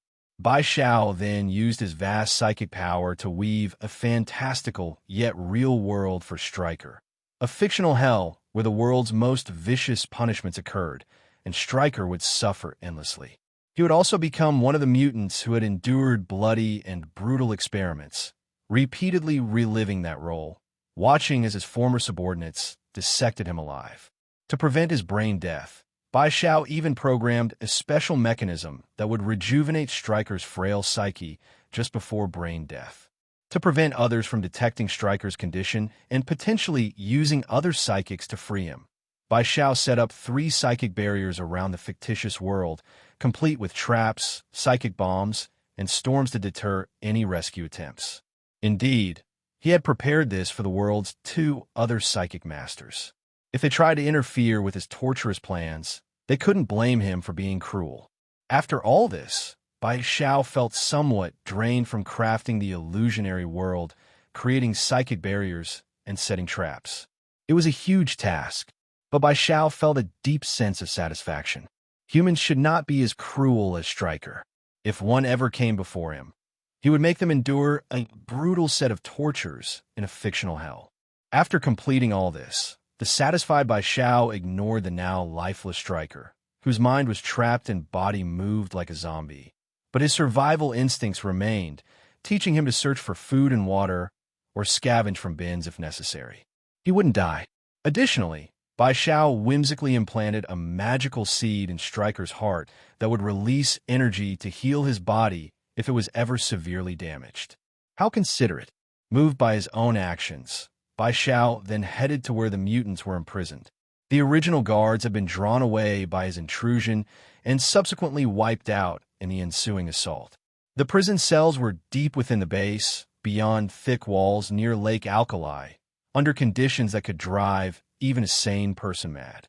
The metal net bridge formed the pathway, with cells on either side imprisoning mutants of various ages and races: Caucasians, Asians, African Americans, and others. True equality in misery, Stryker had captured mutants of every race. As Bai Xiao appeared, the mutants silently clutched the bars of their cells, looking sideways at him. Recognizing him as different from the other personnel at the base, and recalling the recent alarms and gunfire, hope flickered in their eyes. However, due to numbness and fear, none dared to speak up. Bai Xiao walked slowly forward, arriving at the center of the metal mesh bridge. He scanned his surroundings twice, facing pairs of eyes filled with hopeful pleas. Although he had already seen this scene in Stryker's memories, he could not help but feel moved inside. This feeling was called kindness. There is always a glow of kindness in people's hearts, though some are not human. There were those with pale, frail bodies, some without eyes, some without arms, others without legs. Some had no noses, no ears. There was only more misery, never the most miserable. Bai Xiao sighed silently. As he extended his hand, a burst of golden energy bloomed in his palm. The energy flowed like water, emitting dense, needle-sized beams of golden light that precisely hit the lock on the gate's iron bars. This action startled all the imprisoned mutants, but soon their faces lit up with excitement. Except for those who had lost their eyes, who had no idea what had happened. Their excitement was based on the mistaken belief that this handsome, big brother, a boy, was a mutant who had come specifically to rescue them. After enduring so much, their only trust was in their fellow mutants. Moreover, Bai Xiao looked handsome and sunny, especially in his black trench coat and round hat, elegant like a noble prince, hardly seeming like a villain. The mutants knew how to help each other. The healthy ones assisted those who had lost eyes or legs to come forward, gathering around Bai Xiao with gratitude in their eyes. I think I need someone to help me do something so I can offer some reward in advance. So, can anyone help? As Bai Xiao spoke, surrounded by a group of mutants, young and old. I am willing to do anything for you, sir. Immediately, a blonde Caucasian girl who had lost an arm excitedly spoke up. The others were quick to chime in. I am willing to. I am strong. I can help you move things, sir. I can set fires. I can spray water. The chatter turned the previously quiet isolation room noisy, but Bai Xiao smiled, gestured downwards with his hand, and the noise abruptly stopped. Okay, then all of you come help. I believe that every effort has its reward. So to help you help me better, I will give you some reward first. Let's start with the smallest. Bai Xiao turned to the most miserable-looking mutant, a small girl who seemed only about 4 or 5 years old, with slightly dark skin. But she was also the most pitiful. On her small head, there was only one ear. Her mouth had been cut off, leaving only a row of small teeth, looking fierce and ugly. She also had only one hand and 1 foot left, needing support to stand. Seeing Bai Xiao look her way, a bigger child holding the little girl walked up to him. Under everyone's gaze, Bai Xiao extended his hand and placed it on the little girl's head. The girl's body trembled instinctively with fear, but soon she felt warmth emanating from her head.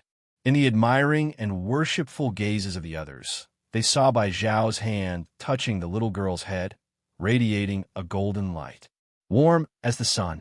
The others seemed to guess what was happening, their expressions becoming more excited and expectant, and as they hoped, Bai Xiao's golden magic bloomed over the little girl's body, stimulating cellular regeneration.